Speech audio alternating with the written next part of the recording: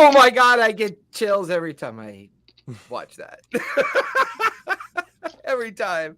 Sometimes I watch it in the background on purpose when I'm, just thinking about it. I'm like, oh, I know who made that. That's really cool. Well, happy Saturday, everybody. Welcome to our new home. That's right.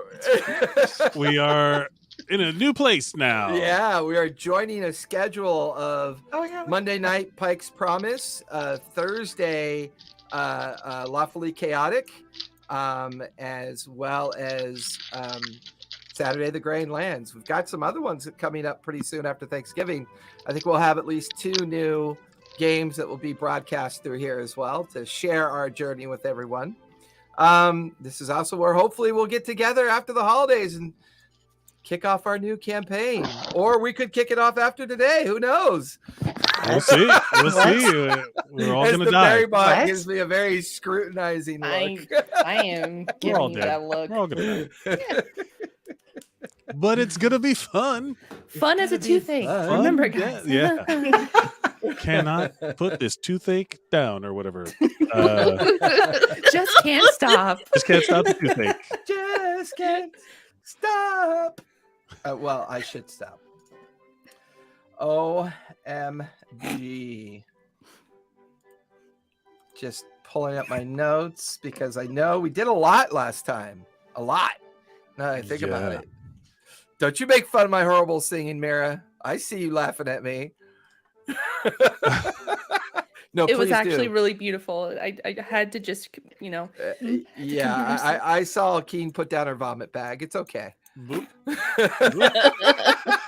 Keen's all, really? You saw that? You're 51. I didn't think you saw anything. Just like throws it. You saw nothing. Oh, Kitty! Man. Kitty, yes. Kitty. Floof. See, now it looks like the kitty just went in the dimensional doorway. That was cool. That's his familiar. It's like, oh, Dad, you smell like a big Snickers bar. This is my personal druid who refuses to leave wild shape. Yeah. There you go. I like that. And she does nothing but eat food and meow at me. Yeah, that sounds... It's a low-maintenance druid, really? Yeah. That sounds about right, I think. Mira could take a couple of notes from... Oh.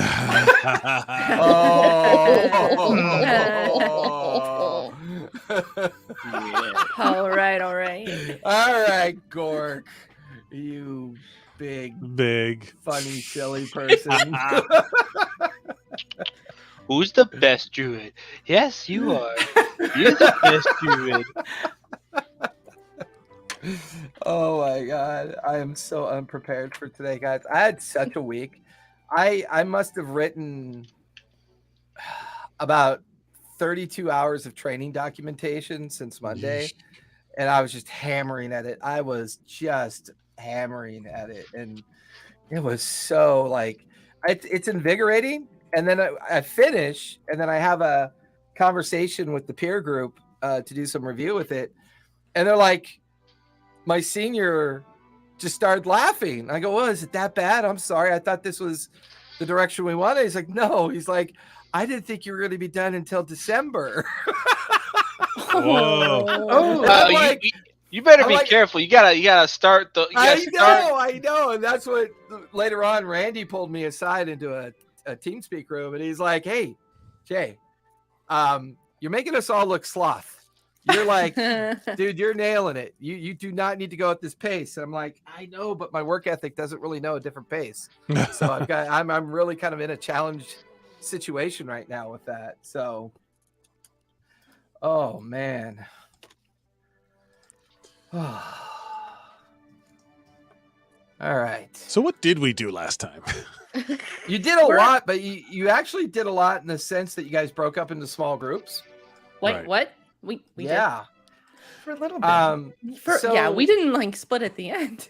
No. Actually, you kind of were, because some of I believe it was for Jet and Abraxas had gone into the library. Yeah. Gone to the library to have an interesting conversation with someone by the name of the Telfan, who was the very Cerberus fixated assembly. on knowing more about this citadel, and they are the current one of the high chair of the service assembly. And Fridget was getting like cuckoo vibes and was like, there was the discussion about protecting the transportation room that handles shifting the citadel in and out of planetary or planial existence. And that's when you and Fridget discovered something interesting.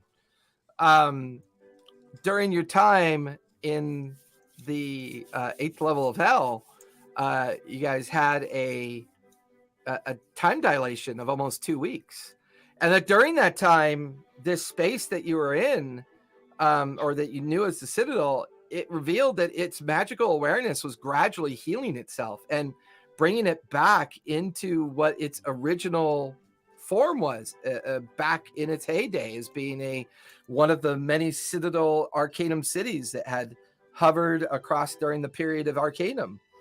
And that the plenial shift room itself had taken on a completely different look and interaction.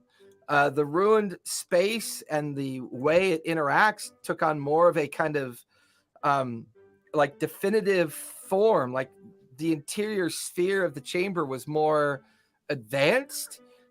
People couldn't go into it that weren't accepted into it, but physical matter, when placed in it with zero gravity, would just hover there until you reached in and pulled it out. But no one was able to actually enter the chamber anymore, leaving both you and Fridget Abraxas to think that maybe only Keen can, because of the way the room originally responded to her after she came in contact with the Asmodeus book.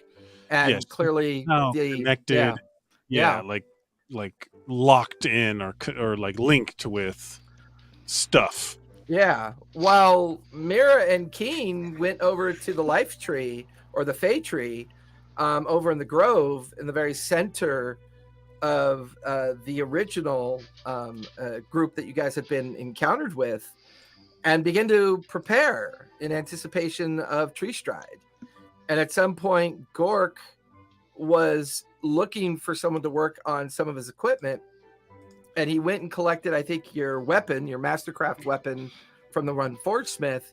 And then you found yourself in contact with the kind of hermit orc from now the Valley of the Grey, who is now working here, because everybody over that 2-week period, all the different powers within the greater area of Wildmont, including the fact that Allura is now present and all the different powers are now present, there is a sense that the Citadel is worth more, and its understanding so important that it's beginning to automatically just gravitate people to it of interest.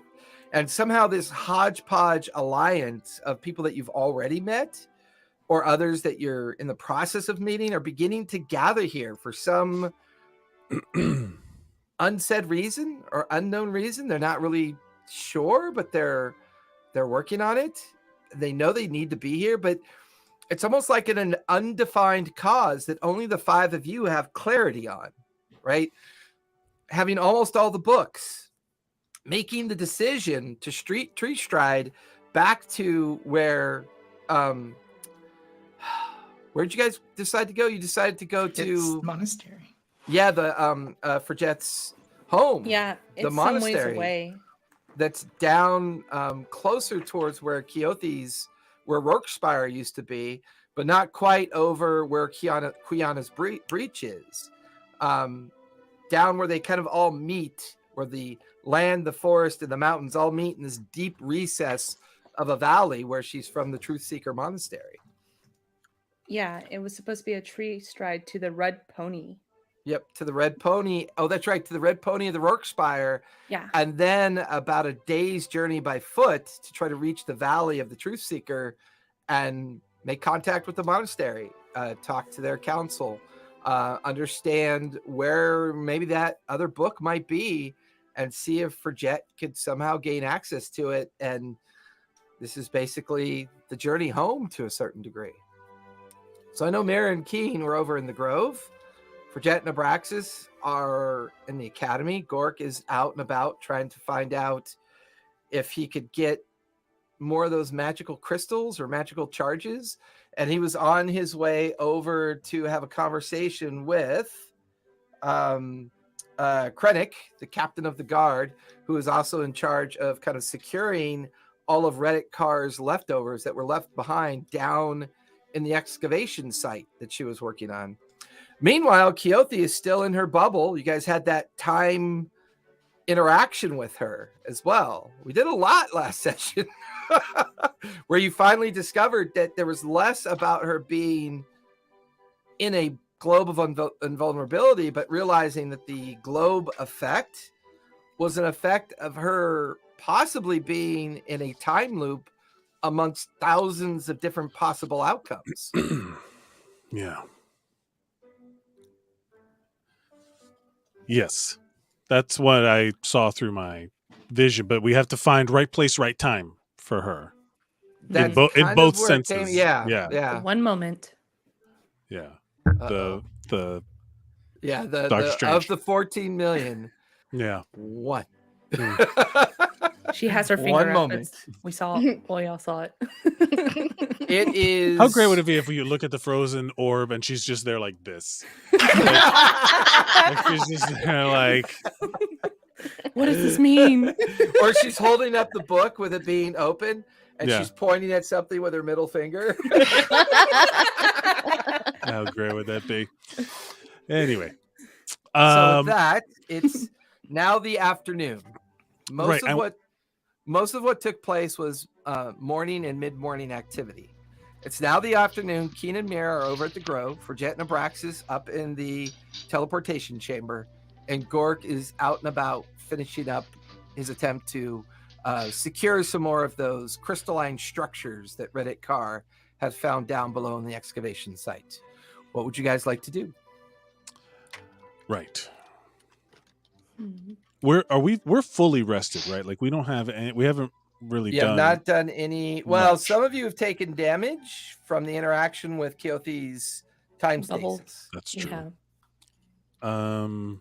But then we have temporary hit points from the dragon, I believe. That is true as well. Mm-hmm. Right. You got booned by Jazarene.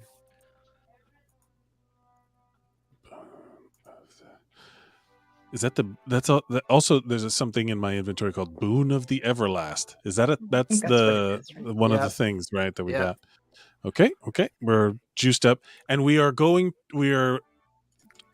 old school adventuring where we're actually exploring. We don't have a ship, we don't have anything. We've bamfed into this little.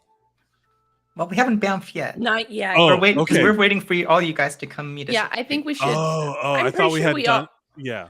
I'm pretty sure we all said like, "Oh, let's meet at the tree or something after we're done or something." I'm sure that's what they would do. Sure, of course. That would be the responsible thing to do. Yeah. Wait, did somebody just say the responsible thing to do? I'm confused. That statement has me confused. I just imagine Forjet and I walk out to the tree and it's like the John Travolta meme where we're like, where did everyone go? What happened? So we are John Travolta memeing, looking for everybody. Did we have anything to finish? I'll say you guys step out of the academy and you begin walking towards where the Grove is, because you do remember that's where everyone was supposed to meet you. Yeah. And we were done. Right? We didn't have to do anything. Not really. Yeah, we were. Yeah. Well, I don't think Forjet's ever really going to be done with that place. I think I'm a little shocked that she said that she was done with it. I was like, she's walking her eyes. That's like someone say, "Oh yeah, I'm done," and like canary feathers come spitting out of her mouth.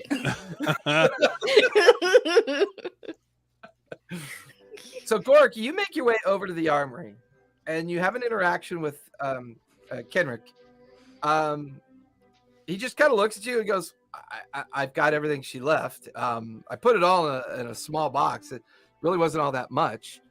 Most she left in her tower, I think, for your friend Forjet. And then a lot of it she took with her with Alora, which I have to make a correction. Alora is the only one not back at the Citadel yet. She is off in Uthadern at this point, still interacting with that group. So he goes into the armory. You hear him make some noise. He comes out with a small footlocker kind of size or shaped metal box, and he opens it for you. There are 32 power crystals inside, but they are all empty. I mean, they're capable of accepting a charge, but they're pretty much empty for the most part. Well, And he just hands you the box. Oh yeah, I'll just take it. He's like, and then he looks and says, what are you planning on doing with this? For emergencies. Oh, well, just so you know, the reason I collected all the stuff from the excavation, that's all been sealed up. That repaired itself. We can't get down into those chambers anymore. Good. I from what I've heard, yeah, I think you're right. I think that is good. And he just he just kind of doffs at you and just goes, well, if you need anything, I'm in charge of the armory.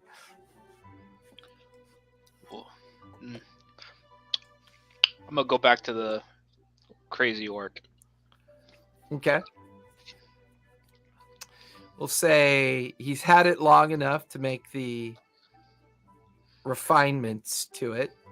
And you had him working, what'd you have him working on? The hammer?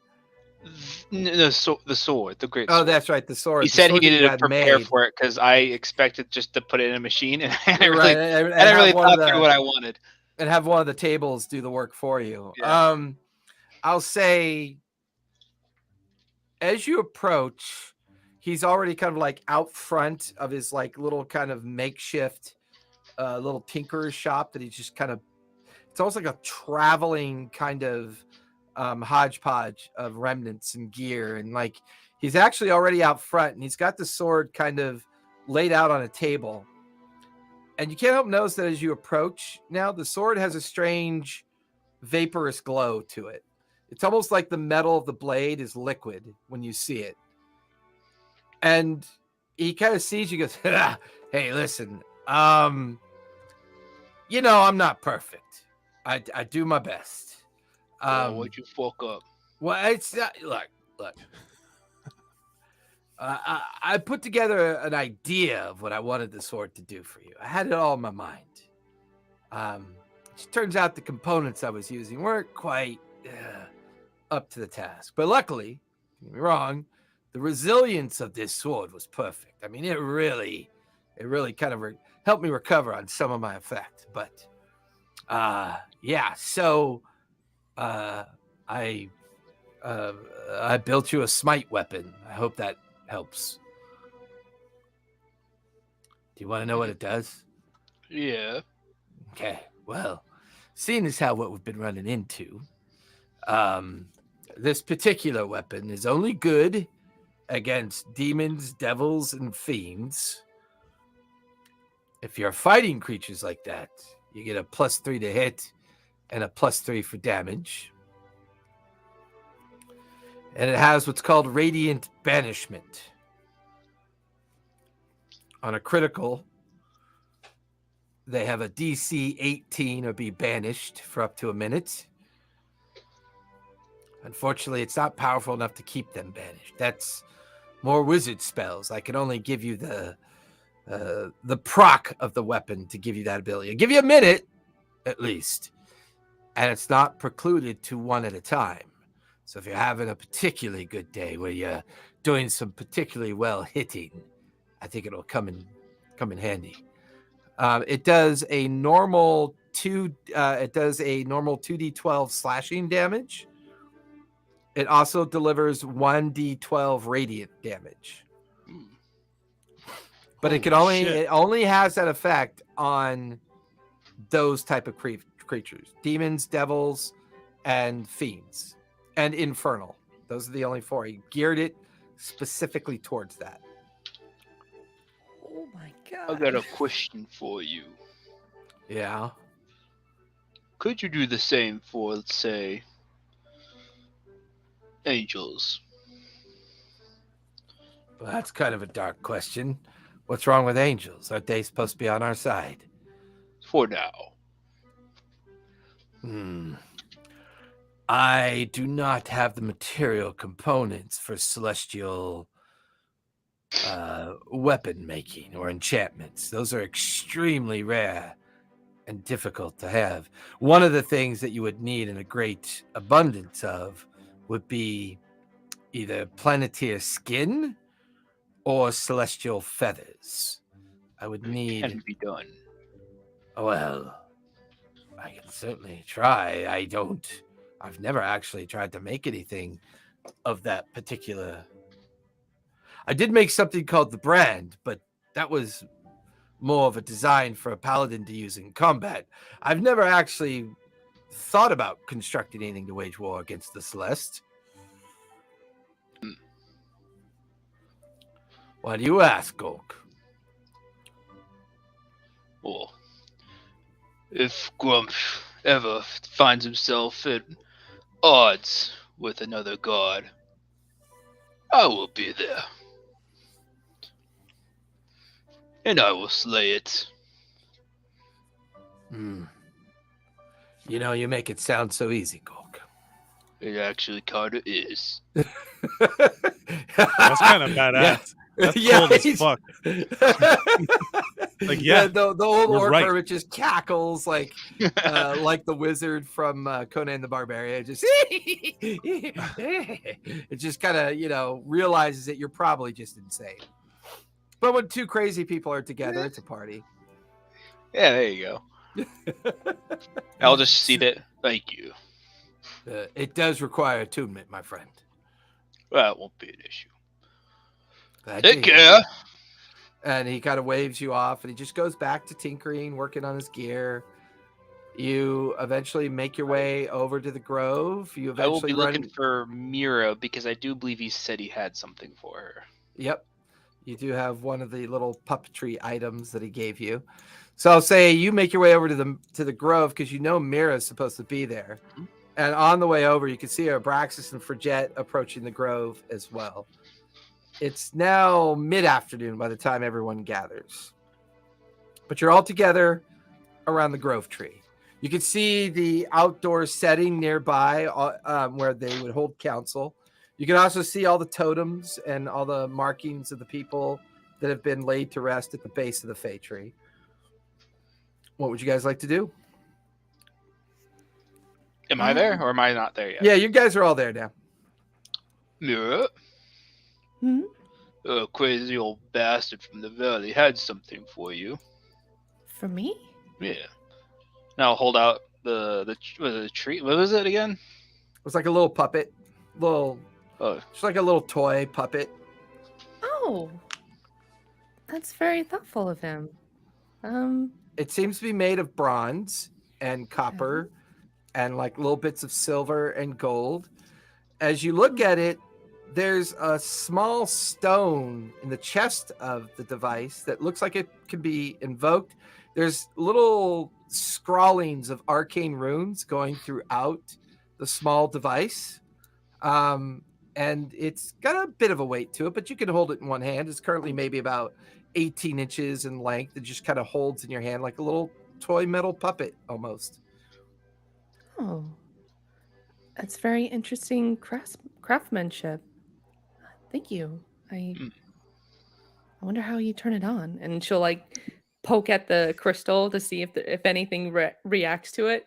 Yeah, you guys watch as Gork hands this to Mara. Mara holds it and there's a click and a whirring sound. And you watch as it jumps out of her hand and onto the ground and immediately begins to unfold.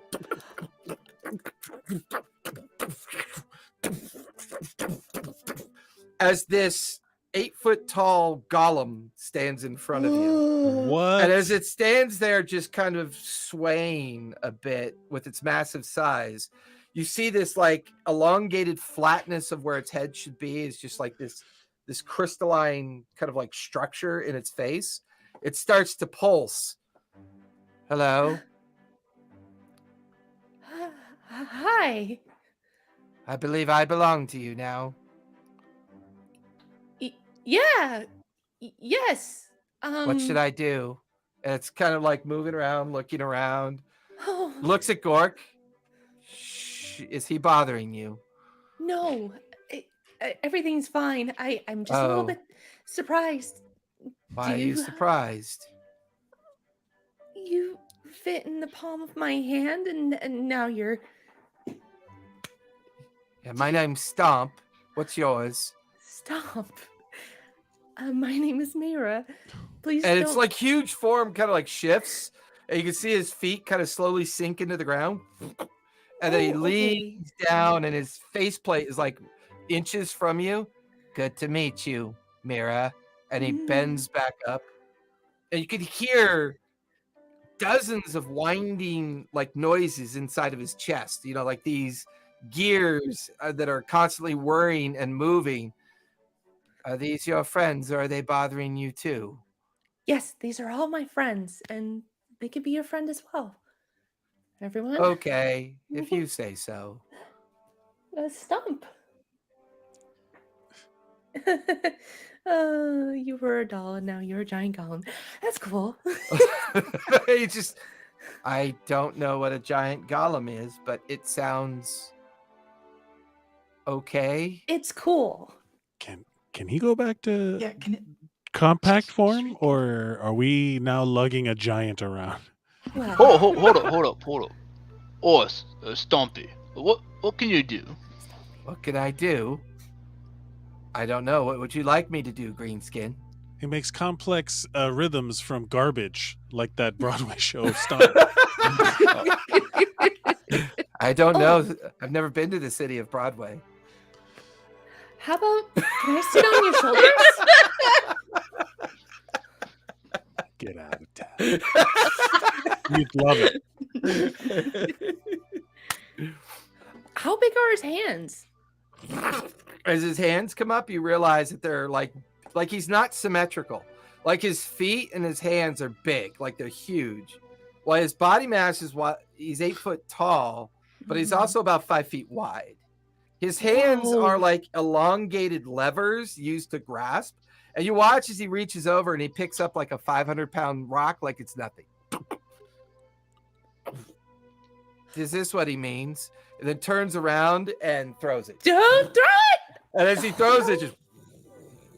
I hope he threw it like... And does it fall like off? somewhere like about 100 feet away, it falls in amongst some like wagons and people that are like out practicing in the field. And all you hear is like screaming and yelling like, hey, watch where you're throwing your shit. And there's like a puff of dust. Okay, let's not throw giant boulders around, okay? Oh, I can also do this. No. He goes, I can throw people if you'd like. I don't think anyone wants to... Yep, let's go. Once he picks up that, leans back. No, you don't. Sorry, little one. They don't want me to throw you. Throw her! Sets her down. Sometimes it's a great way to get places you can't get to. Yeah. You and me, Stomp. We'll try that later. Do you need me any longer? No, actually, I was wondering how... Okay. And the 18-inch doll now is just lying on the ground. Mira will like... she'll like kind of pick it up very carefully and just like... And look to Gork like... Thank you. So, you are in possession of Stomp. Stomp. Stomp can be used twice per day, and you've just used him once. Oh, goody. And I will have his stats for you in time for next session. So I'll publish that for you in the Discord later. Where do I put him? Probably just go in your notes, and you can just save. We'll pin his stat record so that you can just recall it in Discord whenever you need it. I meant in the game in the Mind Palace. I'm not sure. Oh, that's up to you. The backpack or something. You said 18 inches. I'm like imagining the size of like an infant, like a little baby. It's like an action figure. Yeah, basically just like a Steve Austin action figure. Let me get my Gunpla models out. It's like that. I guess Mira would have like a giant fanny pack. I don't know. I don't know where to put a fanny pack. I don't know because I got my satchel of sand. Oddly enough, like on the back of the nape of his neck is like a welded. Is it a keychain? It's like a welded ring that you could loop a rope or a heavy chain through if you wanted to, Okay, and kind of latch him onto your belt, and he's just kind of hanging on your hip now.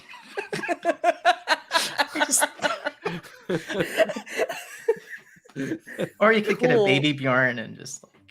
There you go. A baby Bjorn. Okay, if anybody's getting in a baby Bjorn in this crew. Although I guess you could have one made for Stomp, and then he could carry people around. Yeah, there you go. I was gonna say, yeah.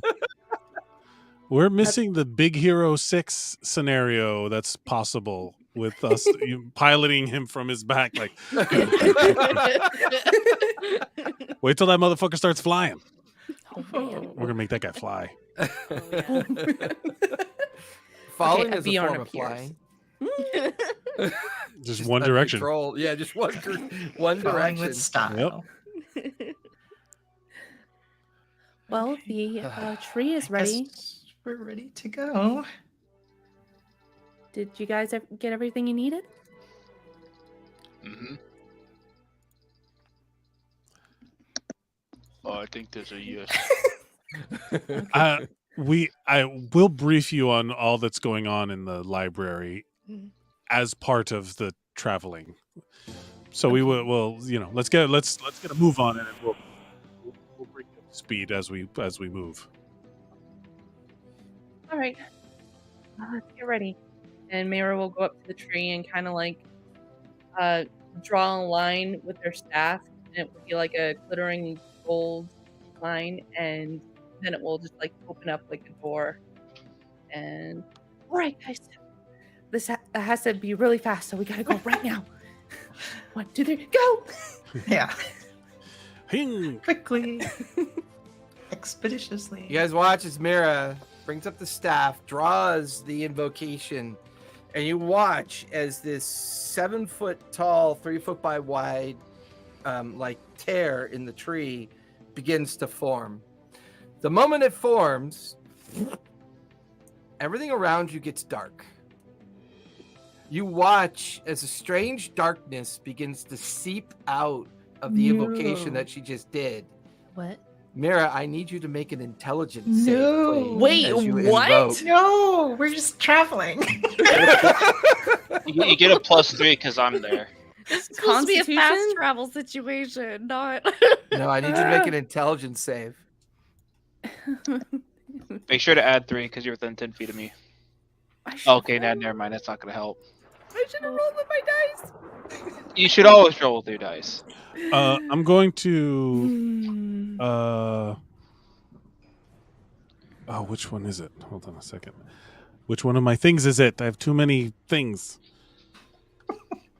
This is not the toothache I was hoping for. Yeah, that's what you get for invoking toothaches. Oh, the music changed. Oh, yeah, no, bad things about to happen. I don't have it. It's only for me. I'm sorry. I have anything? No. Do you have inspiration from? Oh, yeah. Yes. Houses? Yes. All right. Zell? I am going to do that. That's 1d12. Inspiration. That's an 11 plus 3. Is that 15? Does that? Oh, That's a not yes. bad. Wait, so it was the 7 you rolled plus 3 from Gork plus 11 from the inspiration? Well, no. What'd is you it roll on the inspiration- D12? Oh, it's a D12. It's like the inspiration die, not a reroll. Oh. Yeah. Okay, hold on. So we're climbing the ladder here. We're getting a 7 plus whatever her. No, it's up to 10 intelligence now. is. So D12. 7 plus 3 is 10. Cheapers. Yeah. I'll just do it. D&D Beyond. I'm sure it's gonna be fine. Plenty willing to be patient. Yeah, we're willing to be patient for your die. It's a 3. So 13?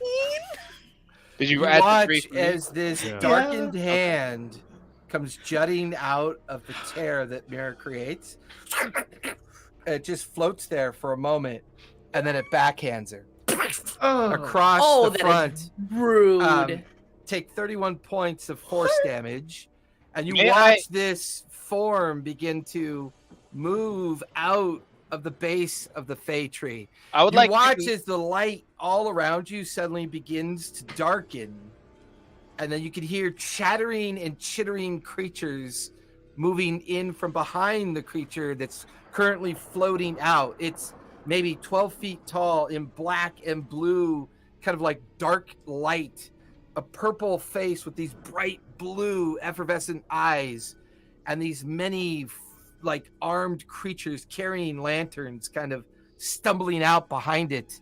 I need everybody roll for initiative, please. Actually, before we roll, as she gets hit, can I reaction channel divinity rebuke the violent?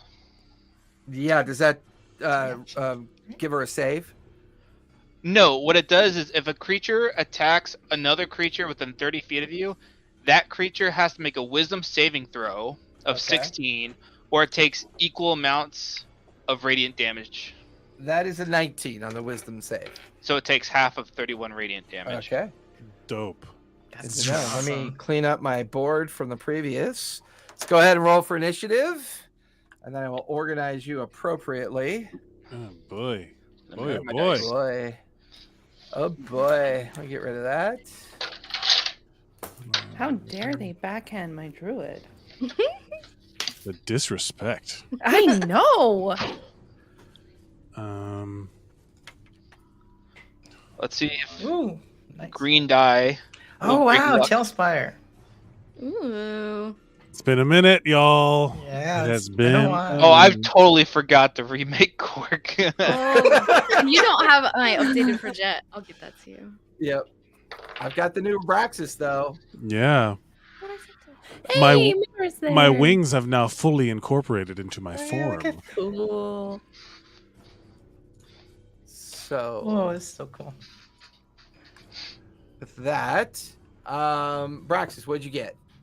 I'm my D&D Beyond just quit, so give me let me roll again, or let me roll for once. Ooh, I got a 6, so never mind. 6. Okay. For Jet, what'd you get? A 7. A 7. Mara, what'd you get? 11. 7-11. Keen, what'd you get? 22. Gork? There's plenty of time. I'm gonna run to the bathroom real quick. I'll see. All right. So with that, Keen, you are up, Oh. and then the bad guys are on deck. What is up with their heads? What is up with their what What is up? what the fuck is up with that? So that's what these guys look like. I hate Whoa. it. And the thing that stepped out of the tree is right there. Okay. That looks actually cool. Ooh. That's very intimidating. Let's see. How far away am I from the main shadow guy? You're about 45 feet. 45.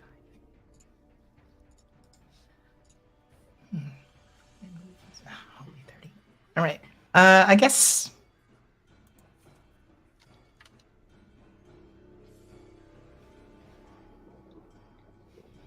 Sorry.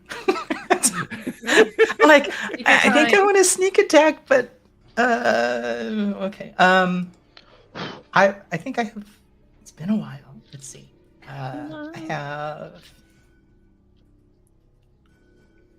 bonus action, insightful fighting Okay. against the creatures with the lanterns. So it has to. I can make an insight check against it, and it has to make a deception check. And if I succeed, I can use sneak attack, even if I'm not like. And are you doing it on the shadow figure? No, the minions, the lantern little, guys. The little multi-limbed minions. Yeah. That's a good choice. Yeah, that's a horrible deception. That's like an 8. 17. Okay, so 17. I can use. I can attack with sneak attack damage, and I will move up to it. Okay. I guess the closest one, and then Oh, as soon as you come into base with it, give me a wisdom save, please, as the lantern flares to life. Wisdom save. Not my best. Oh, that's not too bad. 17 again. 17, that'll save. You are not stunned as you come into base with it. Okay. So that's your move. You still have your action left as a bonus action you already took. So you have your action left. Okay. Action is I will strike it with the fang. Okay. So that is 27 to hit. That'll definitely hit. Go ahead and roll for damage. That's 4 piercing, and then sneak attack is 4d6. Sorry.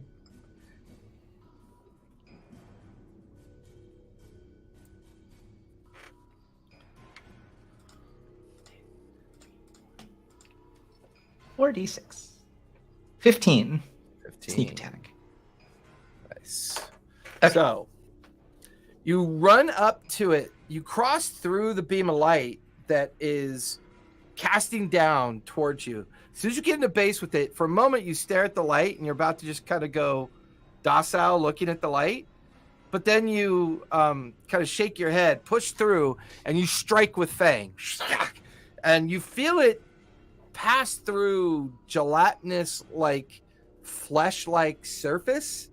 Doesn't really feel normal. It's something weird about it. And as you slash and pierce into it, you watch as the flesh kind of opens, and some of it kind of zero gravities, and then falls to the ground. So they're like a weird goo kind of thing? Kind of, almost like they're maybe a slime. Ooh. Okay. I guess I'll yell out to the rest of the group. It's like, they seem to be like a slime or something. So, I don't know if slashing or piercing is going to do much against these guys. And that's it. That's all I can do. Okay. I'll finish Keen's turn. You had a 22, right, Keen, on your initiative? Yes, that's correct. So the lair is going to go next. All right. Everyone notices that it gets a little darker. A series of arcane bolts, like these black lightning bolts, come streaking out of the doorway that was made. And to your dismay, Mira, it's not closing. And this streak of like darkened bolts just come streaking out of the opening and then randomly slam into the ground all around. None of you are close enough yet to be affected by it. Next up are the bad guys, which will immediately swarm Keen. Oops. This one will move its full... I got you, girl. I got you. This one will move its full 60 feet to Mira. This one is going to shift. This one is going to Chaos Step. Shadowfell Step. And appear in a darkened shadow behind everybody. Oh, no. All right, so, Keen, you have a total of 6 attacks coming at you. Okay. As all of their arms begin to flail wildly and begin trying to slam into you. So I never get a chance to do this. If any of those attacks are at advantage, I'm going to use my restore balance ability and make them all at regular rolls. Perfect. I want to cancel out all advantage. That was pretty amazing because I rolled a 2, a 9. Well, actually, no. I rolled a 7, a 14, a 13, a 13, a 9, and a dirty 20. So is that... What's your armor class, Keen? Currently, it is 15. So I think only 2 hit. All the others missed. I rolled, only 2 hit. That is going to be a grand total of 2d6 per hand. There's going to be a moment you see them shimmer a little bit with the same energy that is enveloping Keothi. Gotcha. where the It's almost like you different- changed time. I pulled I'm like, nope, wrong timeline. That's so cool. Yeah. So as Keen is surrounded by these creatures, she's dodging and moving in between these strikes. These arms and hands are flailing down at her. 2 of them strike you for a total of 26 points of bludgeoning damage. Keen? I will uncanny dodge. I think I still can. Let's see. Did I use my... That's your reaction, right? It's a reaction, I think. I just want to Yeah. make sure it's not a bonus. No, it's a reaction, so that Okay. halves it to 13, correct? 13. Yeah. Mira, as soon as this one comes into base with you, I need you to make a wisdom save, please. Rolling with the dice. 22. 22 will save. You are not stunned. As a bonus action, it is going to try to blind you. However, as you watch this dark energy come out of its mouth and it's almost like a silent scream. Its mouth opens, and that's when you realize they don't have any eye sockets or eyeballs. It's just flesh pulled over their skulls. And you watch as this hollow kind of black cone casts itself towards you, almost like the Dementors to a certain degree. Go ahead and give me a Constitution save, please. Oh my god. Go away. Hey, welcome to level 15, Guys, folks. I don't know what we are super stacked. Use all of your tools. Yeah, and use all abilities. your stuff. Crank them out. I got a 14. Okay, 14 will fail. You're currently blind. And now it's going to take 2 attacks on you with advantage. Where do I put the thing at? That is a 25 That hits. and a 24. Dang. No, that doesn't hit. That's going to be 9 plus 7 is 16. 8 plus 7 is 15. So that's going to be 31 points of bludgeoning damage. Cool. That will finish that one. This creature is going to call forth a tendril as its action.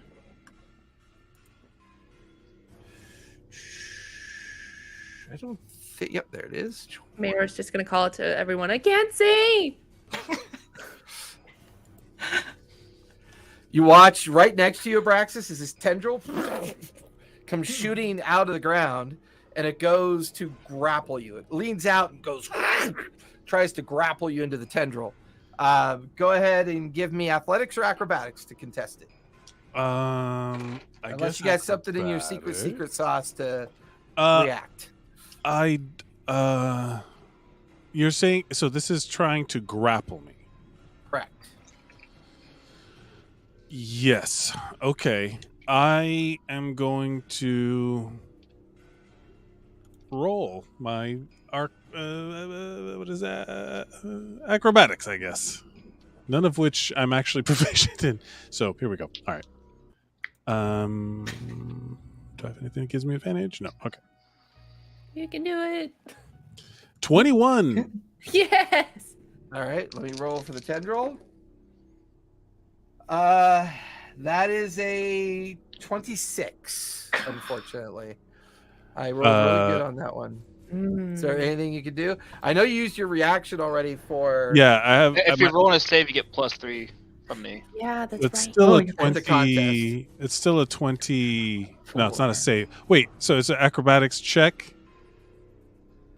Yeah, I couldn't beat that with even with All right. yeah, I So can't you're now being grappled by the tendril and you currently are restrained within the tendril's kind of... Do I look concerned? I do not look concerned. Am I concerned? Different story. you like But that- do I look concerned? No. You like the meme of that dog in the house? Everything's fine. This is fine. Yeah. And for its bonus action, it is going to do Blind Embrace. Mhm.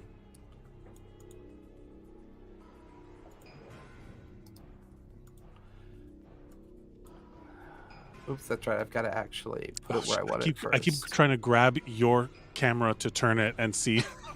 I keep trying to click into StreamYard like, why can't I rotate this? All right. With that, for Jet and Gork, give me Constitution saves. Sorry, Wisdom saves, please.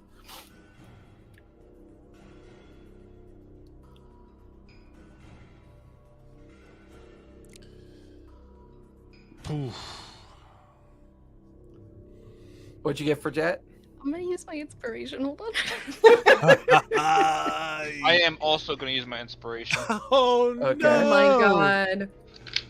That's all right. We're all going to die. Don't forget to add 3. Plus the 14. 14, 3, 18. 14 plus 3 is 17. Yeah. What DC are- was a 17. So these things are slimy goopy, but what got me is a tendril?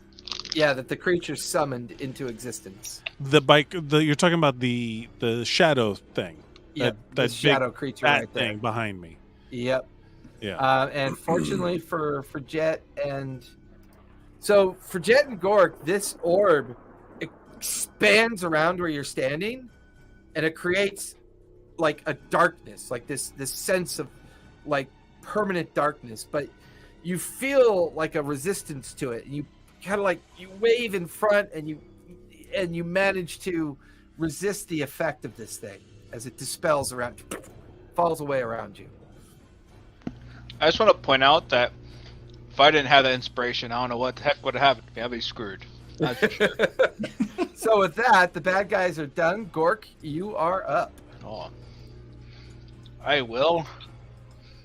I don't know which one of these is actually better. I'm a bonus action cast Sanctuary on Keen. So anything Okay. that tries to make an attack has to make a Wisdom DC 16 throw or choose another creature to attack. Nice. Very Love it. And I'm going to turn and go after the big boy. Ooh. All right. Try and go into base with him. As soon as you come into base with him, go ahead and give me a wisdom save, please. Oh, balls. That's no, wrong die. That one. Oh What? no! You are you are currently confused until the start of your next round. You suddenly don't know what your target is, and you start just kind of meandering in a slow circle in front of the target, and that will finish your turn. Mira, you are up with Fredette on deck. Okay, Mayra's panicking, and she's just gonna be like, okay, and then she's gonna like control her breathing and cast Lesser Restoration on herself. Okay. Your vision comes back. Let's go. And then she's gonna look at the. Oh, I'm sorry. You were restrained, right? No, I think I was. Oh just no, I'm blind. sorry. That's never mind. That's Abraxas. No, you were Yeah. blind. So, as a bonus action, she is gonna wild shape because she's mad now, and Yeah. she's gonna. She's What are you gonna. turning into? She's gonna turn into a fire elemental. Yes. Ooh, sweet. Yes. She's mad. So, Don't fucking like, touch me. she calms herself and Wow. casts Lesser Restoration, and then like she'll give like a death stare to the guy in front of her, and then just like, and then yeah, she's a fire girl now. All right. Mm. So that's your bonus action, your action. You still have your move left if you want to use it. Well, if Yep. Get right up on him. Your body is made of fire. Yeah. Now we just need Abraxas to turn himself into a shark, and we can have Shark Boy and Lava Girl. Yeah. The Don't elemental. tempt me. I'll do it for the meme. The elemental. Can, Bad movie. Don't do that. let's see. A creature that touches the elemental or hits it with a melee attack within 5 feet takes 5, a 1d10 fire damage. In addition, the elemental can enter a hostile creature's space and stop there. And yeah. So burn. Nice.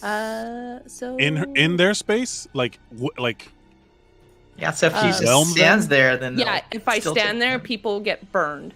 fuck yes. Yeah. And then Alright, so does he have to make a save now or at the start of his next turn?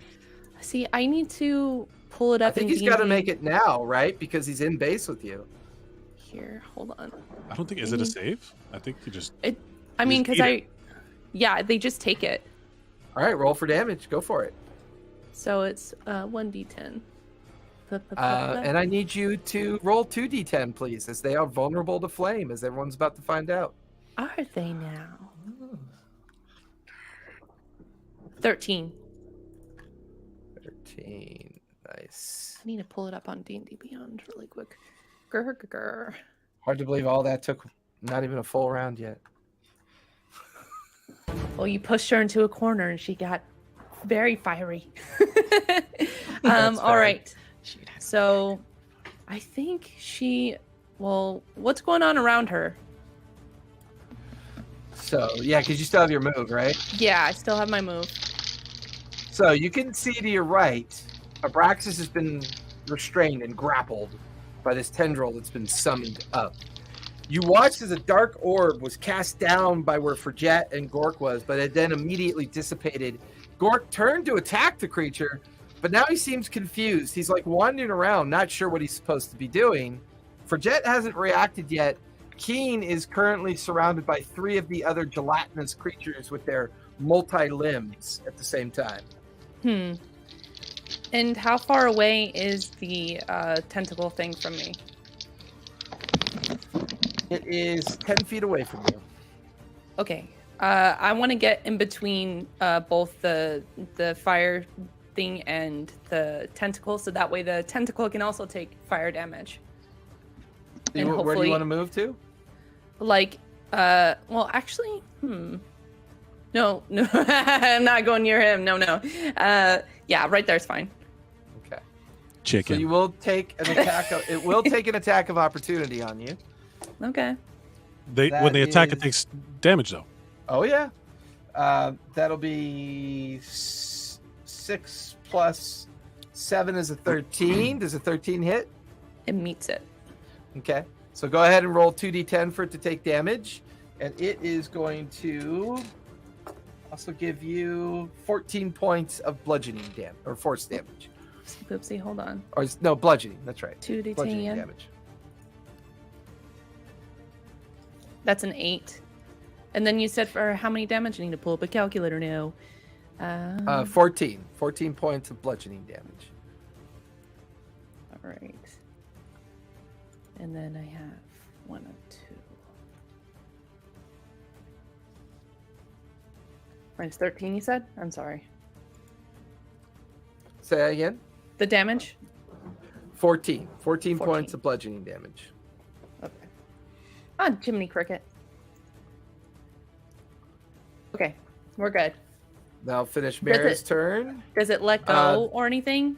So you notice as soon as you come into base with the tentacle, the flames of your elemental form lick into kind of lick into the what should be like a rubbery kind of flesh, but it's actually shadow. It's illusionary, Okay. and the flame doesn't seem to do much to it. In fact, you're Okay. not even really sure how Abraxas is being restrained.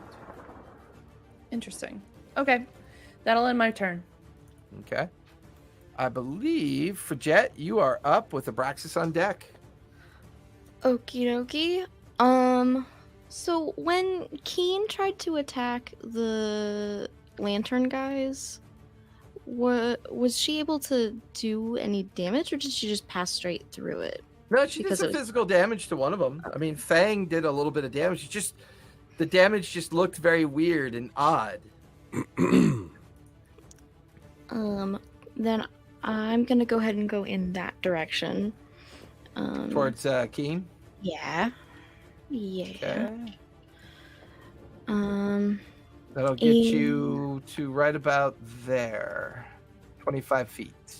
I've got 45. 50. Oh, that's right, because you're dope ass monk shit. Okay. Mhm. Get you in the base. You're right behind Hell yeah. Keen. Oh, I can get there. It's fine. Oh, Not even no. have to worry. Oh man. Here comes a lot of attacks. Okay. As soon as you come into base with the first one, I need you to make a wisdom save, please. Yup. Need to diffuse the targets. 16.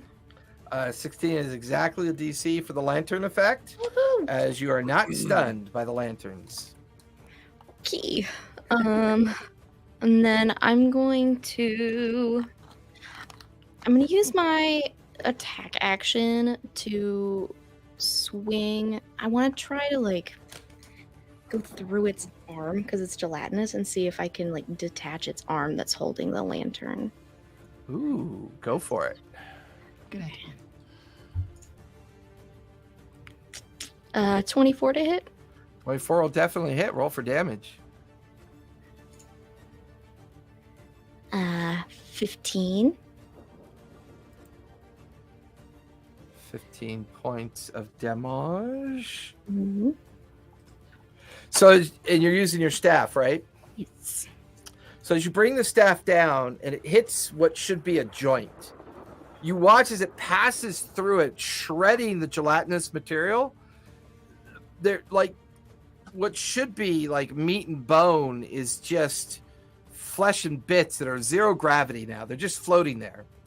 You watch as the disconnected portion of its arm is kind of floating in the air, and then you watch as everything falls to the ground.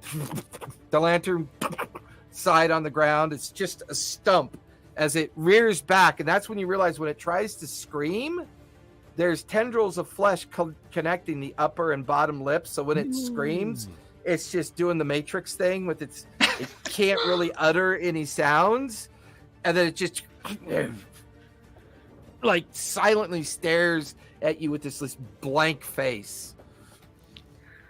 Oh, that's horrifying. Well, the other attack for my action is gonna be with my staff straight to the head, then. That's right in my face. Go for it. 28 to hit. 28 will definitely hit. That'll be a 10. 10 points of damage. And you notice as you strike more of the gelatinous mass, and then everything just hovers there for a brief, couple seconds, and then falls away. Mm-hmm. And then for that one, I'm going to use a key point for stunning strike. So I hit with a melee weapon attack, so I can spend a key point, and it will be stunned till the end of my next turn if it fails a con save. Get him! Get him! No. I forgot to set that up. All right. So with that, the creature is now stunned. Nice. And you notice that when you stun it, Mm-hmm. when you stun it, like it slows down, and then zero gravity just stops in front of you as you stun it. Wild. Wait, why? I don't know. Why? Why does that keep happening? That's so weird. Fun. Okay. And then I'm gonna bonus action Flurry of Blows the one that's not stunned that I can reach on the other side. Right? Yes, Okay. please. Go ahead. Go for it. You're engaging a new target, however, with a different lamp. I need another wisdom save, please. Yes, that's fair. Did the lamp fall and go out? It did not go out, it's just lying on the ground. Got it. With like the gelatinous bit of the arm and hand still kind of attached to it.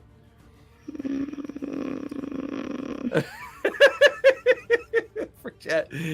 You're like, I don't know about this. What do they do again? That's an 8. Yeah, as you turn to shift your aim towards the other one, since this one to your left is stunned, you glance at the lamp and you immediately just kind of stop doing anything. You're just staring at the lamp as you are now stunned until the beginning of your next turn. Okay. And that will finish your turn. Abraxas, you are up, and you are currently standing alongside a fire elemental with an attitude. Wait, was that was that an attack it made against Frigette? Or no, it was a fact because she. Okay, so I'm thinking about Keen. I thought the sanctuary thing I put on Keen. No, it was for Jet. Yeah, I'm dumb. Go ahead. Okay, so things are going to happen. I'm going to quicken spell freedom of movement on myself. Okay. So that means I can my movement is unaffected by difficult terrain. Spells and other magical effects can neither reduce my speed nor cause me to be paralyzed or restrained. Okay. So basically I'm going to do the get off me.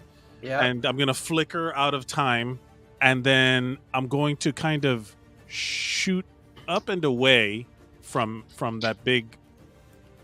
Like, I kind of want to be central to the battlefield, if that's okay. I want to be like 40 feet up, central to like where everybody's position, if that makes sense. Okay. And right now I got you at 20, but you're twice that. Yeah, that's fine. We'll say you're twice that. We're being, we're doing digital things. You notice the minute you're able to do that and invoke that effect, the tendril immediately disappears as soon as you escape it. Huh? Okay. Now I'm going to so that's, hold on, let me stay honest with my points, because I have to get rid of limit in my things. Okay. Social point. And now I'm going to use an additional sorcery point to twin firebolt at I think like one of the more damaged one, like with the arm drop down. Okay. The one that is currently in front of Frigette. The one in front to the left of Frigette that's currently like stunned. It's like she knocked like that in front of her. She knocked one of the arms down, and then there's another one that has the thing in her face, right? Correct. Okay, so the stunned one, I get advantage, right? Correct, because it is stunned. I will roll that one first. Okay, go for it. Let me do this here. That is a 28. 28, that will definitely hit. So I'm not going to roll the double, but I'm going to just double whatever I get, if that's okay. Okay. Yep. So 12 points of fire damage on that one, and then I'm just. Is that doubled for vulnerability? Yes, because I rolled like shit. So gotcha. That makes more sense. Yeah, the second one is 22 to hit. That'll hit. And that is now we're talking. 23 doubled. So 46. 46. Yes. So I'm going to be watch his arms shatter, bits of skin go zero gravity. It's formed as it just all comes apart and then just like gloops down onto the ground. It's now just this puddle of like red slimy bits. I'm going to turn around and look at the big shadowy dude now that I've saved a little bit of my friend's entity. Yeah. And I'm going to just kind of look at it with my detect magic, with my my magic eyes. There's nothing there. Nothing there. It's almost as if this thing is not magical at all. Like it's a devoid of magic. Yeah. Like, right. Which one of you fuckers is making this with your mind?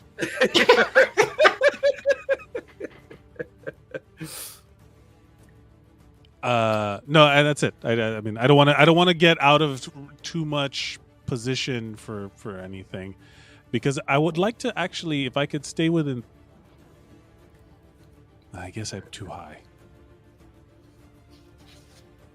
I'm within 60 feet of everybody. Is that fair to say? Yeah, because you're 40 feet up. Some people are a little further away at the angle, depending on the Okay. angle where they are from you. Some are 60, some are 70. It just kind of depends on the angle of where you are up in the top. I would like just to vaguely be in like what I would assume is within 60 feet of everyone. It's okay if not. I'll just assume I am. If not, then we'll cross that bridge when we get to it. Yeah, if we keep you at 15 feet, or if we actually keep you at 20 feet, that'll give you all the coverage you want. Okay. 60 feet. Then yeah, we're fine there. Bubble. I dig it. All right. At the end of your turn, however, the creature is going to use all 5 of its legendary actions to invoke Nightmare. I need everybody to make wisdom saves, please. Ooh, I'm going to use my Mara figure of the lions to give me advantage on this. Is this to frighten us? Yes. No. Okay. This Yeah, is not what- a frightened effect. What effect is it? We're about to find out. Yeah, we're about to find out. It's not a condition effect. Okay. 13. Wait, no. Wisdom save, right? Wisdom save, correct. 18. Okay. No, 21 because of my +3. Okay. Oh my god! Even with advantage, I rolled like shit. I rolled a 9. Wait, would I be rolling at disadvantage because of my state? No, you'd only be at disadvantage if you were attacking. Okay, Your confusion doesn't affect your saves. It only affects your ability checks. gotcha. Got a 17? Okay. Yeah. For Jet? 9. Am I still within vicinity of Gork's +3 for that? No. No, No, okay. you're outside of it, 20 feet. unfortunately. So it's 19. 19, that's good. Keen, what'd you get? Ooh, 4. 4. So while Gork, Mira, and Forget managed to not succumb to their worst fears, Oh boy. Abraxas and Keen, you have an image in your mind of the most terrifying thing that you've ever seen. For you, Abraxas, it is you within the 8th level of hell with all your magic gone. Yeah. You begin to cower at the image, and until the end of the creature's next turn, you have disadvantage on attack rolls. Okay. Keen, you feel that same sense of nightmarish kind of remembrance of when you assassinated that person back in the child's parent that you took care of recently. And you as well feel this cowering energy begin to overwhelm you as you now have disadvantage on your attack rolls. Okay. Swamp Thing. Nope, definitely not a Nightwalker. Nope, definitely not a Nightwalker.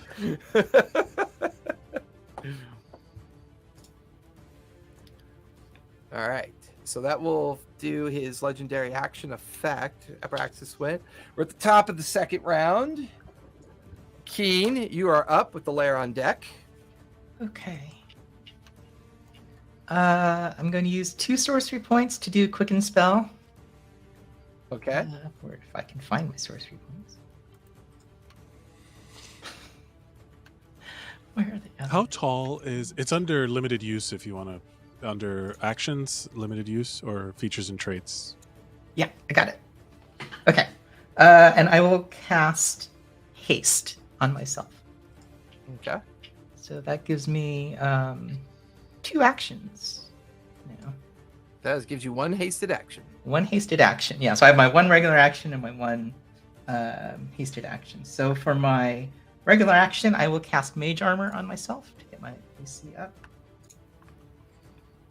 So with haste also, that adds +2. So my AC now is 20. Okay. And let me check that off. What does your mage armor look like now? Now that you're doing magic-y sorcerer shit like me, what does it look like? Oh. I think it's like. Remember when I like cast Spirit Shroud and all these like dead things like flew around? It's kind of like that. Like I almost have like these tattered, smoky, tendrils of cloth flying around me, and so I look really spooky. The souls of the parents' protector. Foul. Wow. Yeah, all these horrific people. Anyway, and then I have my hasted action, which I can use to attack. So I will. And that would give you advantage, correct? No, I don't think. Or does that only improve your? It just for gives some reason, me. I keep thinking hasted gives you advantage on attacks, but Let's see. that could just be me. My speed is doubled. +2 to AC. Okay. An additional action. Yeah, it's just the additional action. Okay. Okay. Advantage on Dex saving. That's what I was thinking of. The advantage on dex saves. That's right. Okay, so I will just do a regular swing with the Fang on. Which will be at disadvantage with Fang. Yeah. There's one stun. Can I reach that one? That one got destroyed by Destroyed Abraxas. already? Okay. Too slow. Oh, not good. 13. 13 will unfortunately miss. Fang kind of goes and it kind of bounces off the gelatinous form of the creature. Okay. And I think that's it. Okay, the lair will go next. Ooh. There's a crackle of arcane light. You notice that everything gets a little darker. Ooh, And as it boy. gets darker, I love it. those of you on the ground can't help but notice that the ground is now sticky. Oh. The entire area is now treated as difficult terrain if you're on the ground. That will finish the lair action. The creatures are going to go next. And what a surprise. They ignore difficult terrain. This one's going to not be happy with taking on the fire elemental, so it is going to skitter over to where Frigette is. Ooh, can I do a reaction? No, because you were in base with the other one. You were in base with the tentacle. In order to get in Within base 5 with feet? the tentacle, you had to get out of range of that one. Because remember when it took an It took attack of opportunity. opportunity on you? And it will take... it's going... So, Frigette, you've got 4 attacks coming at you. Okay. And then I do have tranquility as a monk, which basically gives me sanctuary. Okay. And- Which didn't... So, Keen has sanctuary from Gork. Hmm. And you now have sanctuary from your own tranquility effect. Tranquility, yeah. As it starts at the end of a long rest. Okay. So And what does that do again? any creature who targets the warded creature with an attack or a harmful spell must first make a wisdom saving throw. That's right. On a failed save, the creature must choose a new target or lose the attack or spell. So this is interesting. The first one got a 19. The second one got a 5. So it DC decides, the one that fails decides not to attack you, but shifts over to Keen. But has to make another save because Keen has sanctuary. And it stands there stupefied, unknowing what to do. It's like, Yes. Sanctuary buddies. yeah, it doesn't know what to do. So you've just got 2 attacks coming at you Oh, for a wait, though. I attacked, though. I think that breaks Sanctuary. No. Does Does it? it? You didn't cast because Gork cast it. The warded creature within range. Oh. Like, No, if it's it's if the warded creature makes an attack. The Oh. warded creature is me, right? Oh, so in that case, it is going to take an attack on you then, Keen. As it switches from Frigette over to you. So, Frigette, you've got 2 attacks coming at you. Mhm. One is a natural 20. And the other one is a 19. Howie. How many of those hit? Both of them. Okay. And these are just regular attacks? Well, now that the natural 20 happened, something's about to happen. Well, goody. here's I have a thing that I can do on a reaction when a creature you can see makes an attack roll or starts to cast a spell. But so this is an attack roll. I'm going to use Temporal Shunt. Okay. And that creature has to take a wisdom saving throw, DC 18. That is an 8 plus 2. That's a dirty 10. Dirty 10. So they vanish, being thrown to another point in time and causing the attack to miss, to be, or the spell to be wasted. At the start of its next turn, the target appears where it was, or the closest unoccupied space. The target doesn't remember you casting the spell or being affected by it. Nice. He's Wow. gone. So I'm going to blink that motherfucker out of time. Are you concentrating on that effect? It is. I don't think it's a concentration. It's a just last you use- one round. Yeah, because it's a reaction. So yeah, no concentration. Yeah, it's just a reaction. Keen, you have 4 attacks coming at you. Okay. That is a 26, a 20, a 17, and a 9. 2 hit. Okay? Ah. Dice is gone. I That did is what I going could. to I can't be do all. I can't cancel all of these things out. It's okay. That's 28 points of bludgeoning damage. All right. Uncanny It's- dodge. Ooh. So half it. 14. And it is going to bonus action attempt to use blinding glare from the lamp. I need you to make an intelligence save, please. I think I'll use my inspiration. So that's another D12, right? Correct. From the boom.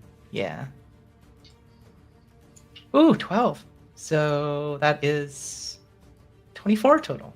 Yeah, for a brief moment there, you almost felt yourself become enfeebled mentally. Like you almost felt yourself become incapable of thought.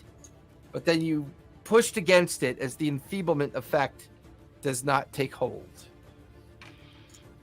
Whew. That will finish their turn. One got blinked out. This one, recognizing that Gork is going to be confused until the start of its next turn, sees the fire elemental. It will actually...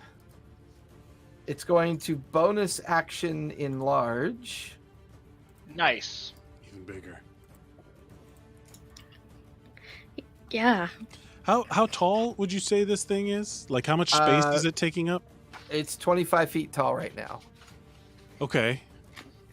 Mira will And- react by glowing brighter. Are you large? Are you huge? What is a fire elemental? I think they're large. Yeah, they're large. Large. Yeah. And the glow radius is up to 30 feet. So when everything gets dark, like she looks like a lone candle in the dark. That's true. So with That's that, it used its bonus action to enlarge. It's going to use its action to it's going to do Orb of Darkness. Give me a dex save, please, Mira.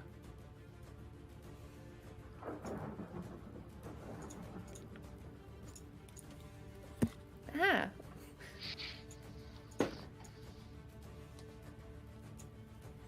A 16. 16 will just fail. The DC was a 17. Damn it. +3 from me. Oh, is she close enough? She Oh. is. Yeah, that's going to be 19. That'll fail. You watch as the orb slams into the ground in front of you. It expands. But the flames manage to push the darkness away, and the effect collapses away. This thing does not have to worry about attack of opportunity. It's actually going to move over to where Frigette is because it made a good insight roll. It knows where the books are. What? Oh boy!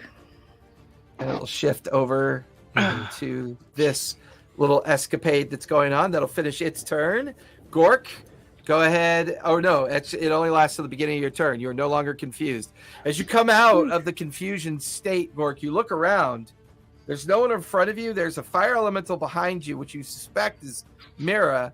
And you can see where Abraxas is hovering about 20 feet up in the air, kind of like, hovering in between where the battle is taking place, slightly down below at an angle. And now you can see that shadow creature is now almost twice as big as it was when it came through the portal, and it's now like attempting to strike out at Frigette. So I really want to like attack it, but I'm gonna have to be strategic here, because I know what it's after.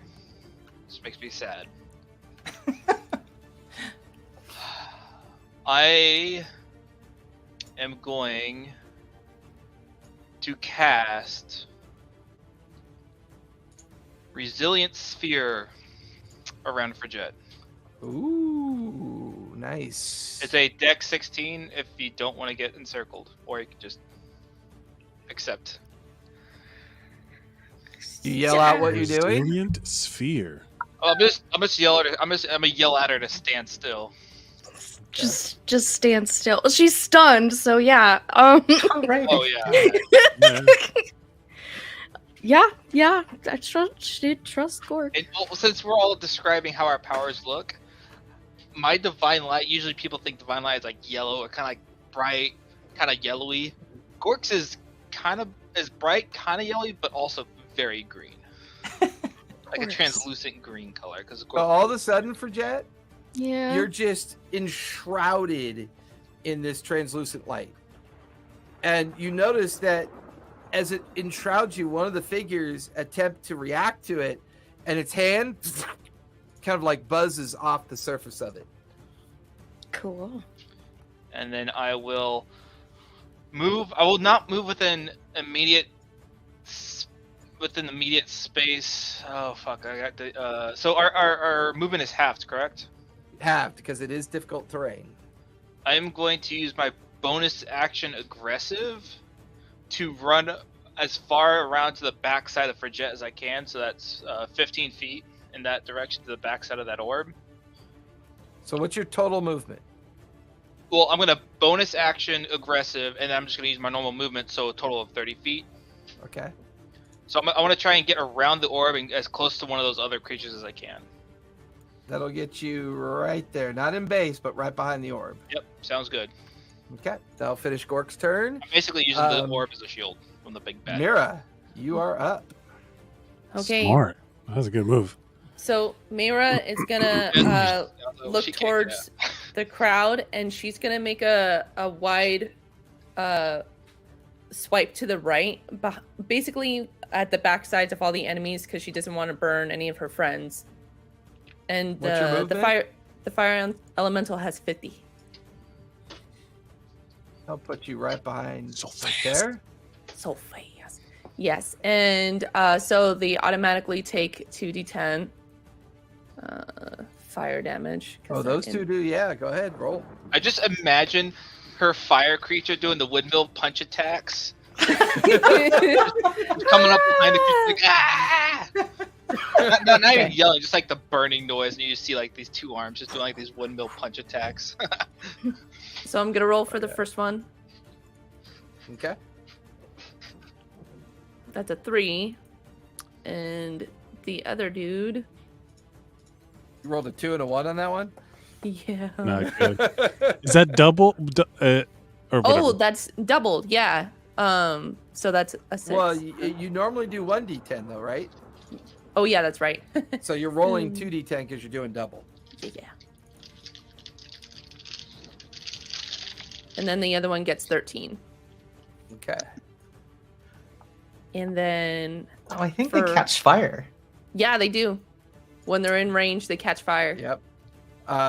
They would I'll have to say take an that- action to douse the fire. Yep, they are both currently on fire. Yes. Yeah. Yeah. Passive So- damage is the best. So she's also gonna attack.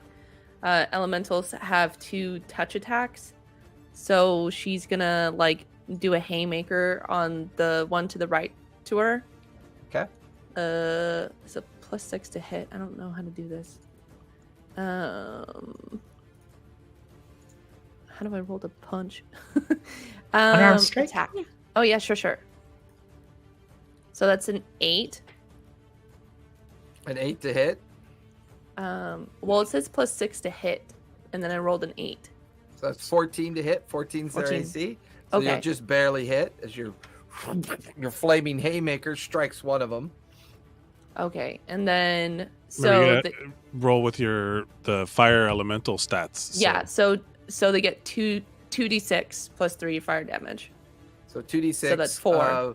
4d6 then. That's 4d6 fire damage. Correct. 4d6 plus 3 fire damage. Because only the dice rolls are vulnerable. Okay, so that's a 9, and then plus 3, so that's like 12.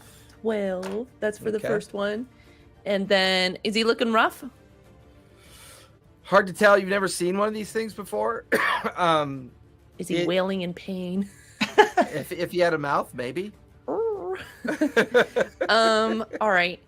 I guess I'll just go again with I'm gonna punch him again. Go for it. And okay, that's a 16 plus, blah blah blah blah. And then now I'm gonna do the 2d, the 4d6. What skill is blah blah blah? Punching blah blah blahs.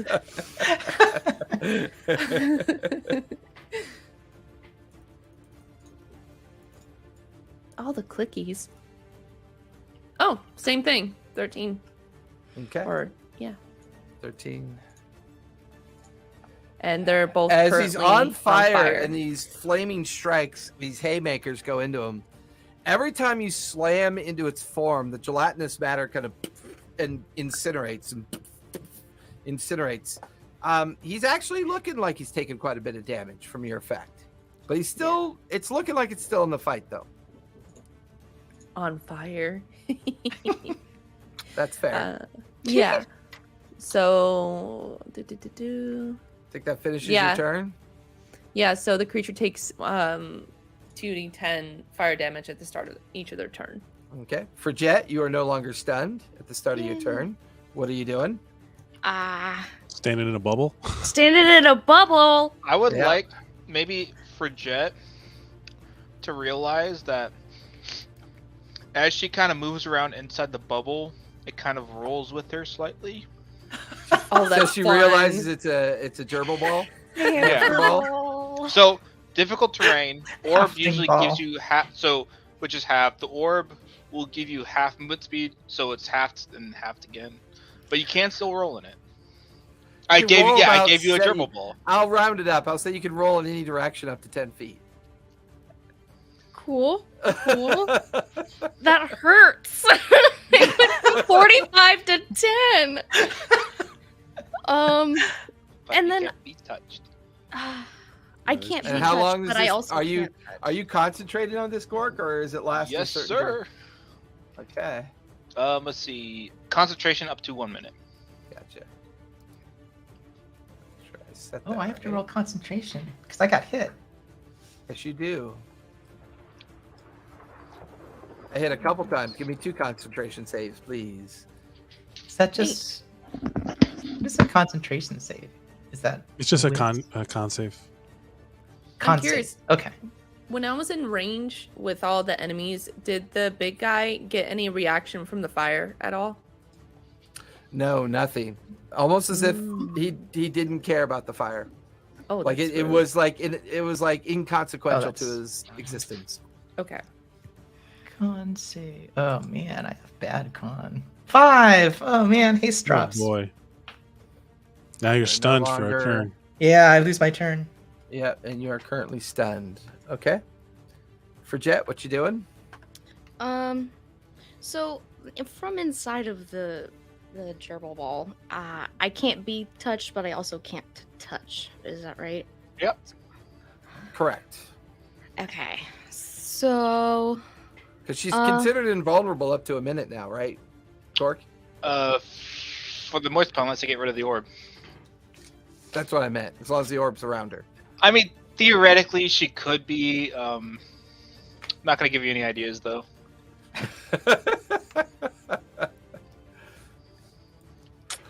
What level spell is it? 4. Okay. Damn. You burned a 4th level spell slot as a paladin? Oof. Boy.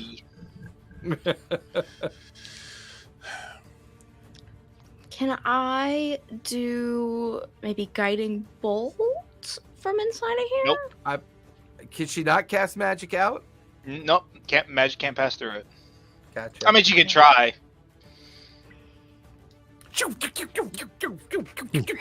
Start to ricochet and solve the ball.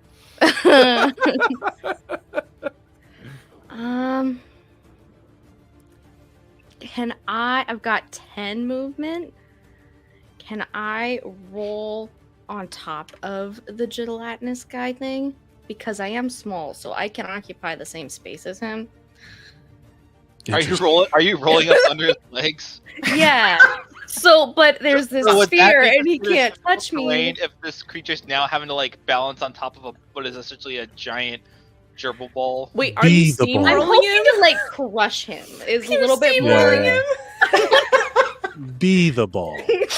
You're just like It's rolling bumping up. into it. Like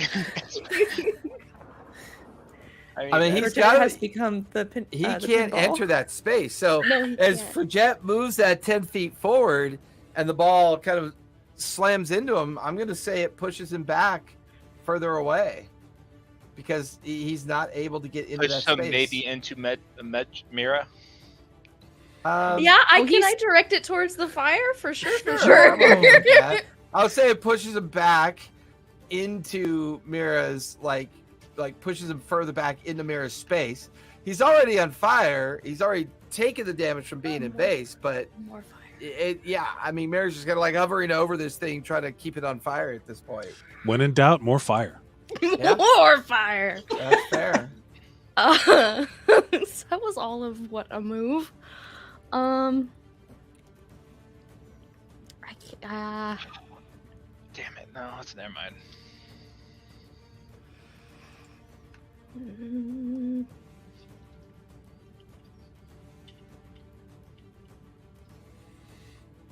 that's all I can make up at the moment. I Okay. can't touch or cast out of. Yeah, you get the from in feeling here. that Gork wants you to be protected. You definitely get that vibe. Yeah.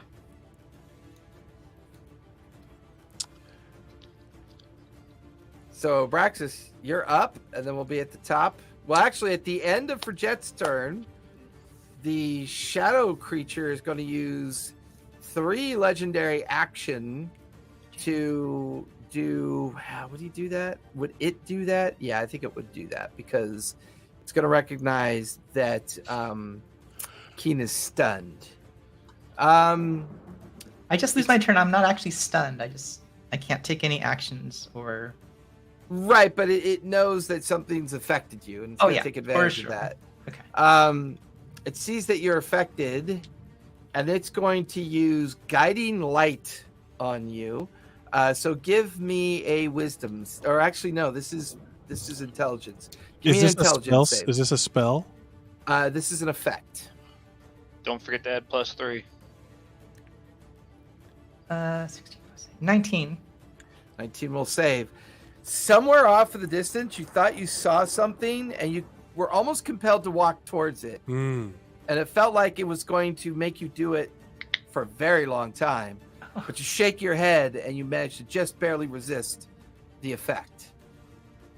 Abraxas, you are up, and then we'll be at the top of the 3rd round.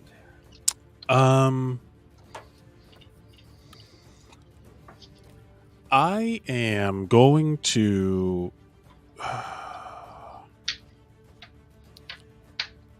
I apologize if this does something bad. I'm going to, Boy. because What?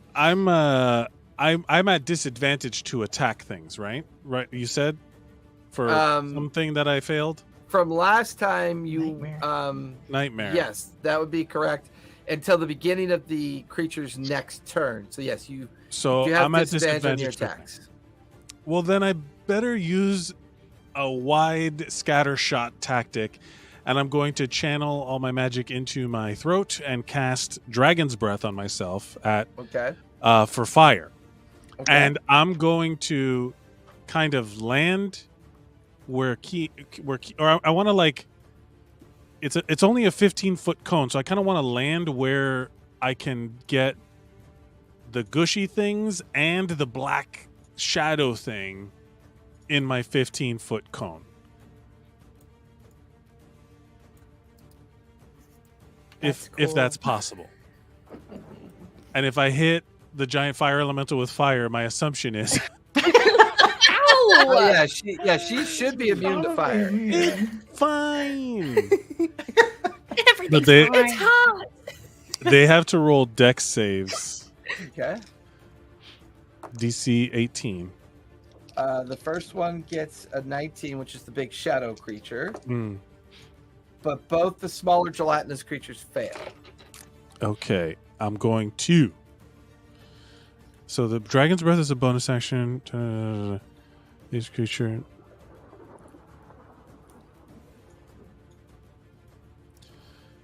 I use my action to then do that. Okay, so I'm going to do.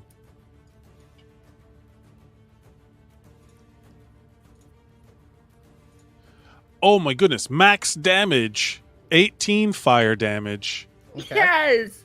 Wait, is that doubled? Doubled to 36. Six. Oh. Nice. I had to do the quick math in my head and not look like an idiot. You did well. This one that's already taken a lot of damage suddenly just explodes into dozens of pieces and hovers there for like a 0G moment. All the gloop kind of falls onto the ground. And for the record, I look golden in the chest and throat area. Okay. Like I rub, like when you rub Vicks Vapor Rub, all of that area is made of gold. You're glistening with the smell of minty freshness. That's right. I'm breathing really good through my nostrils. It's amazing. But yeah, so I'm going to do that, and I want to see, did the thing react at all? Nope. Didn't look like it took any damage from the fire. The other Did you one's get looking all three rough. of them? Or just that one? Just the shadow guy. Got just the shadow guy was unaffected, but this guy's looking very rough. Okay. Yes. That one's looking rough. You will notice that even though they go gloopy, like their flesh, it goes liquid and settles on the ground. All the lanterns still remain. Yeah, I was. Can I then also? I'm sorry. I'm just reading the temporal shunt. I want to know when that guy comes back. He's going to come back at the beginning of his turn, I believe. Of its next turn. Yes. So it reappears. It's on its way back. I would like to fly into the shadow creature, like through it. Like I want to buzz the tower. Okay. I want to fly into it. I want to see if it like.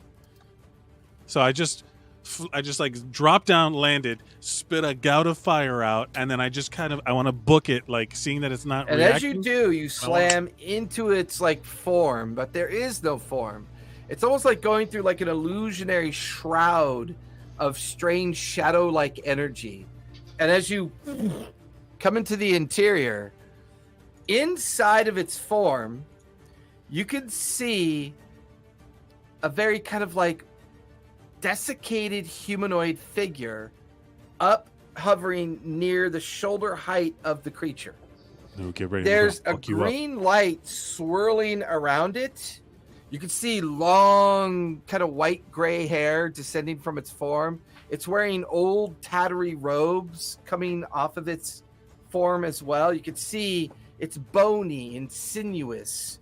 And you watch as this humanoid figure just turns its head to look down at you. And both of its eyes are just these purple facets of hatred color as it looks down at you. It begins to open up its mouth as a dark energy begins to come out and swirl within the interior of the space. I need you to make a con save, please. I love what Abraxas is at. Is it no. Is it casting a spell? Yes, this is a spell. Okay, I As a will reaction. now that it's my turn, I have my reaction back. I would like to cast counterspell because I have the tools. At what level? I'm gonna cast it at 4th level. No. Give me a D20. No, I'm gonna cast it at 3rd level. Okay. Just Definitely regular. give me a D20. Yeah. Counter spells are so fun. What am I rolling here? Just a D20. A D20, then I believe you add your spell modifier. Ability check using your spell casting ability. That's charisma. So let's see. Oh no! Oh. But I'm gonna burn a thing to do it again. just a thing. Yeah, I'm gonna burn this. For the record, it's called oh god, what is it called? Magical guidance.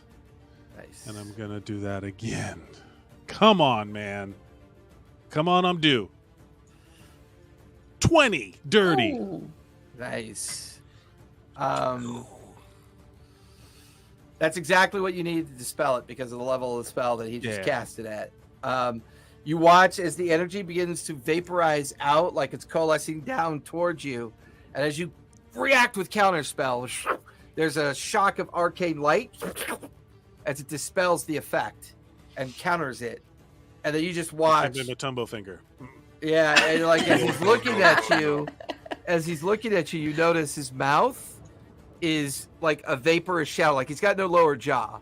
It's just his upper jaw and like a swirling shadow underneath his upper jaw. And his hair now begins to zero gravity and kind of and his visage looks very angry, very, very focused on you now. Yeah, I get it, buddy. I'm sorry. I would be frustrated too if I got counterspelled. So It's that will finish your fun. turn, correct? I'm ending my turn and I'm not breaking eye. I'm looking right at that thing. Okay, so you're staying within the shadow of the creature. Yeah. That brings us to the top of the 3rd round. Keen, you are up, and then the lair is on deck. Yeah. So the haste drops, and I just kind of like almost like black out for a second. Yeah. I'm And just that's gonna it. I shout can't out, do anything. There's someone in here. Yeah, you guys can hear Braxis. You can see the tips of his wings like flitting through the illusionary form, and he's like bellowing out that someone is in there. All right, so that'll finish Keen's turn. Let me roll for the lair. Oh, snap. I need everyone to make dex saves, please. If I am inside the guy, do I have to? Yeah, because it's arcane lightning. It's arcane ball of lightning that is now spilling out of the rend inside of the Fey tree. Don't forget to add +3. Yeah, because you guys are all bunched up together now. Oh. 21. 17. +3, so dirty 20. Okay. Dirty 20. 25. Okay, Gork. 21. Okay. All of you managed to save, so everyone takes half of 26 points of lightning damage. Evasion. I don't take any damage. I'm gonna absorb it. So Okay. half of Oh, evasion. Or, sorry. Wow. Yeah. What is it? Wait, I how think much you have damage? evasion now too for Jet. How much damage? I've had it for a while. half of 20. What was it? Half of 24. Okay, 12. Or so half of that 6. So none. And you will notice it gets a little bit darker. Yeah. And with 30 the feet darkness, you notice that your breathing's getting more labored. The oxygen is getting thinner. Feels like you're at like a high altitude at this point. Once again, Is the difficult terrain source increases. is the source of these quote unquote layer effects? Is the source coming from somewhere with my magical eyes that I can see? Yeah, it feels like it's emanating and pouring out of the portal that Mira tried to create with Tree Stride. Interesting. Got it. So now the ground is sticky, the air is thin. You guys are getting pretty close to impassable terrain. This is extremely rough terrain now, which is halved yet again if you're on the ground. At this point for Jet, it's considered impassable for you. So I can't. You're go stuck. You cannot move at all at this point. Okay. So that'll finish the lair. The bad guys are up, correct? And then Gork is on deck. So this guy's going to come back. And because he doesn't know who attacked him, he immediately turns on to Gork. Gork, give me a wisdom save as a lantern is suddenly shoved into your face. All right.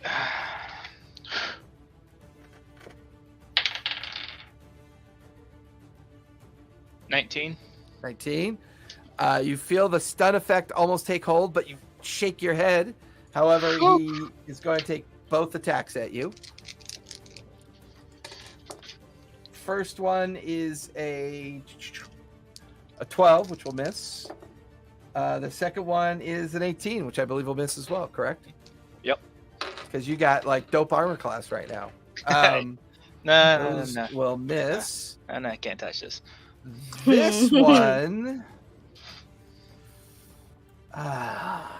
So this one is going to use its once. It's on fire, Per- by the way. Yeah, 2d10 Yeah, oh, I know. fire damage. Yeah.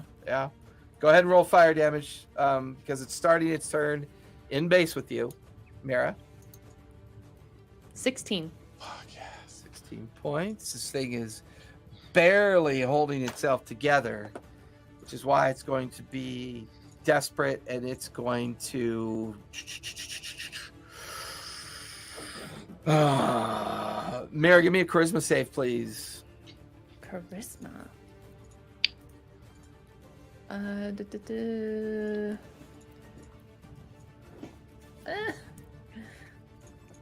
And you have +3 because you are in range of Gork.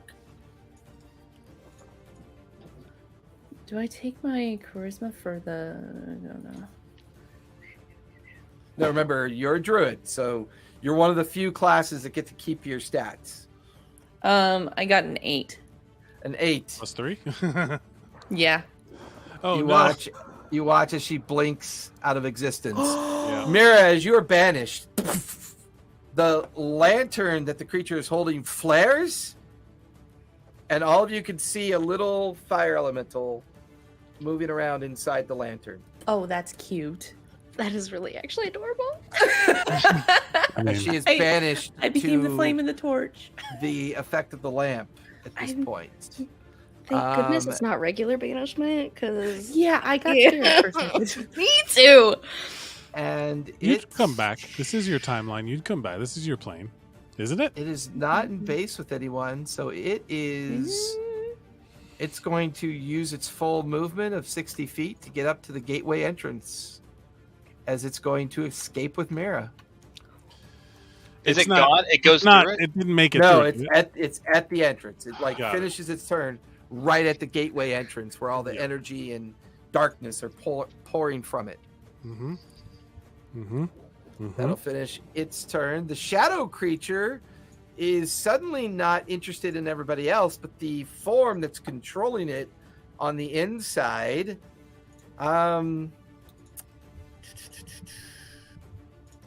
Give me a wisdom save, Abraxas, as he's invoking a spell on you. Let me see.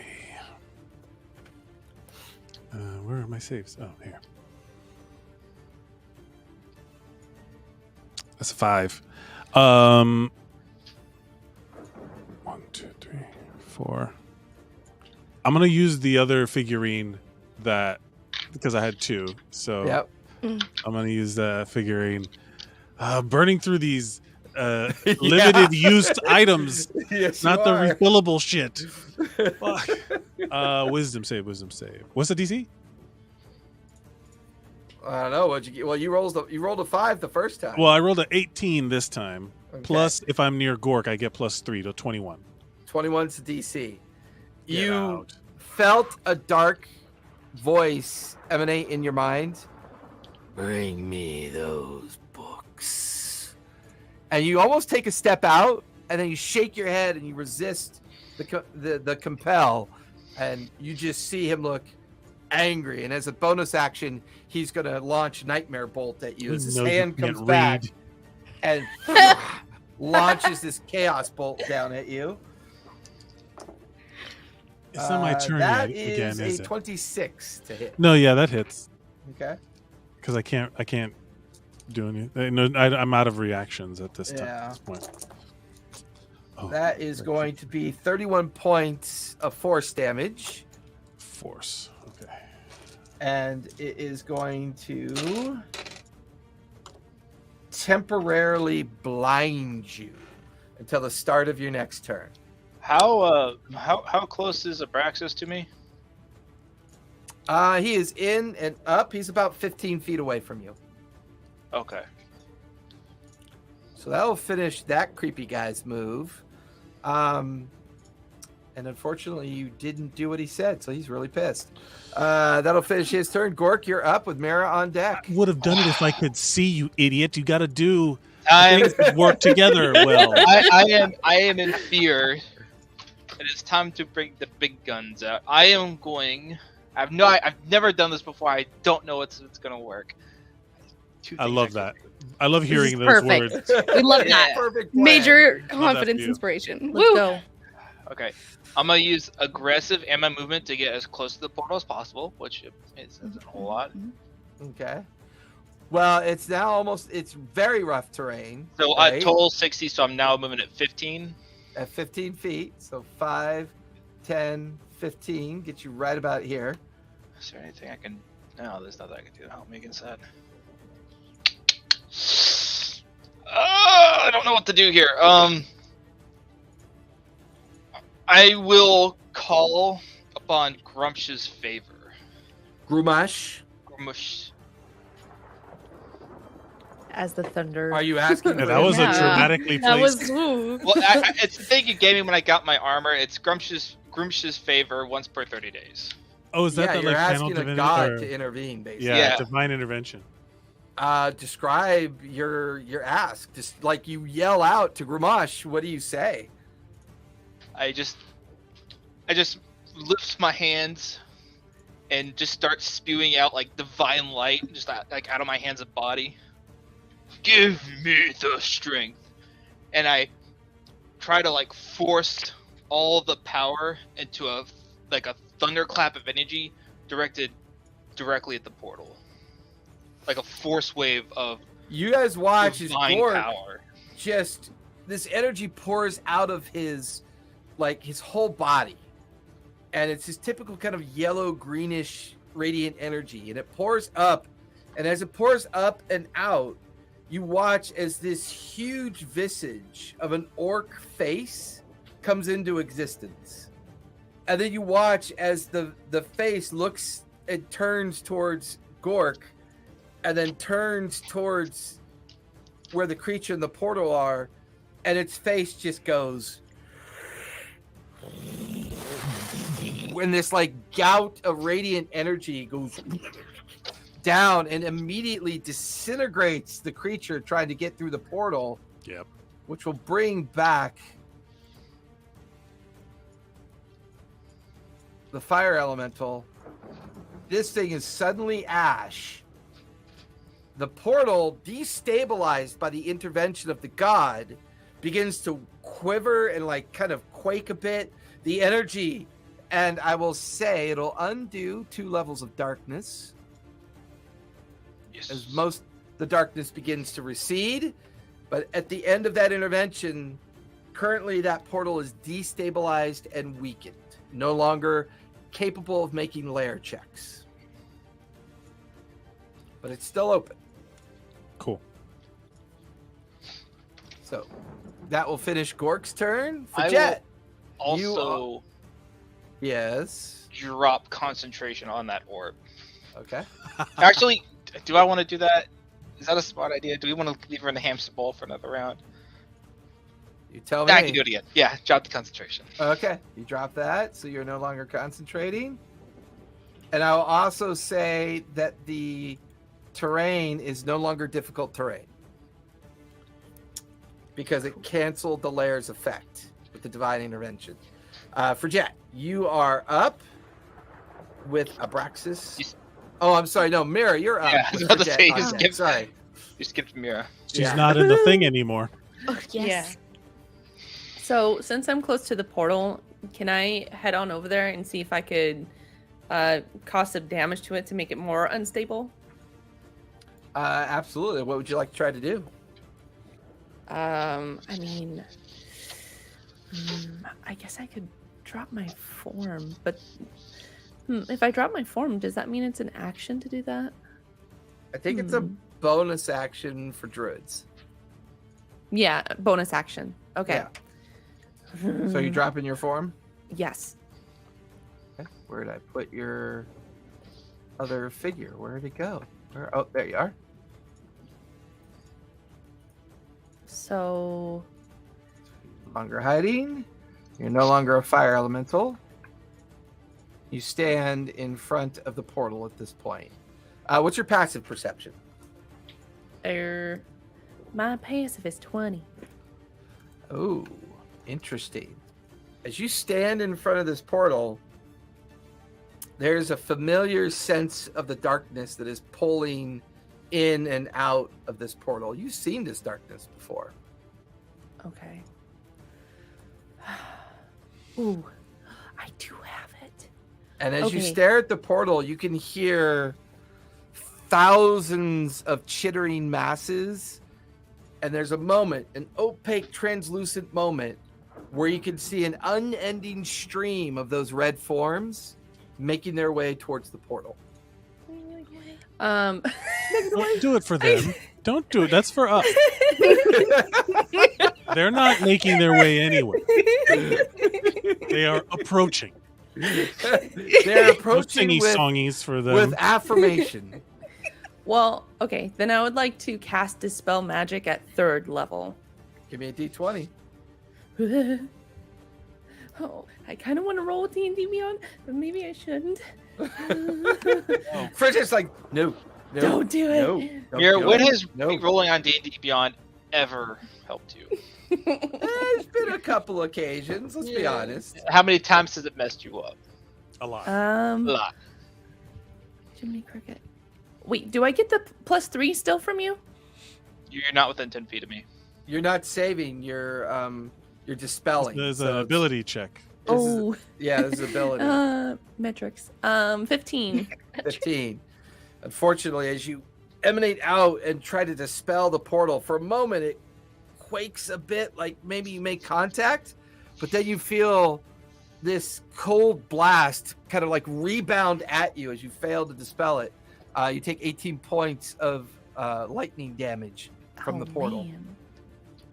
18. Okay. Shoot, there's really nothing else that I can do. I'm just gonna stay by the portal and just shout to everyone, guys, the portal! We need to shut it now! And that will finish Mara's turn. For Jet, you are up with Abraxas on deck. And I am freed? You are, and the terrain is no longer difficult due to divine intervention.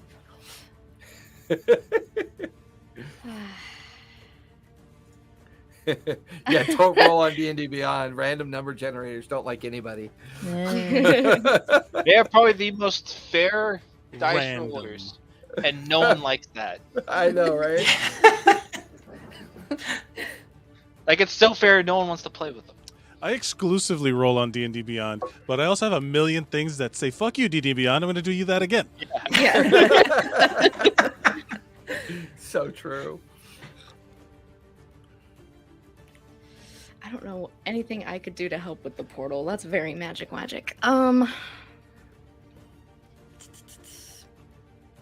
So all these lanterns that were on the ground, they're just still there and they're still lit. Yeah, there's like, with the exception of the one over that's on the ground by Mara, it is out. The other 3 on the ground are still lit, and there's a strange kind of flickering light inside each one of them. And there's 2 on the ground, one that's out, and then the one being held by the other creature just behind you. Okay. Where on the ground is the one that's still lit? Oh, let me. Gonna collect you a little souvenir. No. We'll say there's one there. There's one there. And we'll say there's one up by Mira, but that one is not lit. That one's not lit. The other two are. So, how much movement would it take to go to the one that's not towards the weird gelatinous creature, stomp on it, go to the other one, stomp on that one?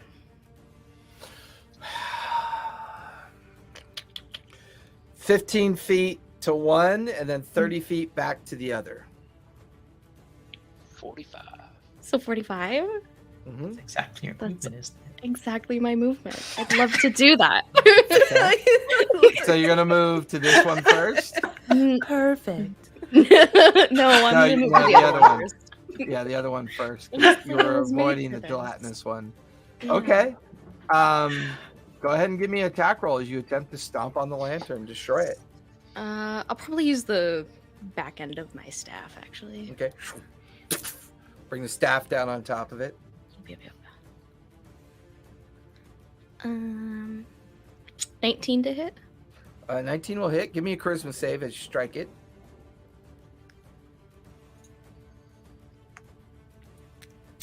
Seven. You guys watch as she attempts to strike the lamp and she disappears. There's like an arc of bright light, and then inside the lantern you see Forget going. Oh no! So, I mean, they technically have her, but she's also technically kind of safe. I mean, think about this. Yeah. Trying to. I went from stuck inside of one object to stuck inside of another one. I just realized that. And that This will one's finish Forget's self-inflicted. turn. Abraxas, at the end of Forget's turn, this thing is going to use all 5 of its legendary actions to invoke Nightmare yet again.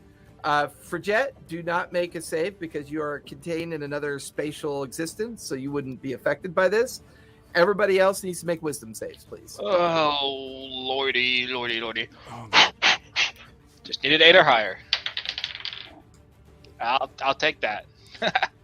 These are saves, Yes. and I'm 20. no longer within. I'm no longer within Gork's whatever range, right? What's your range, Gork? 10 feet? You just said you told me a second ago he was 15 feet away from me.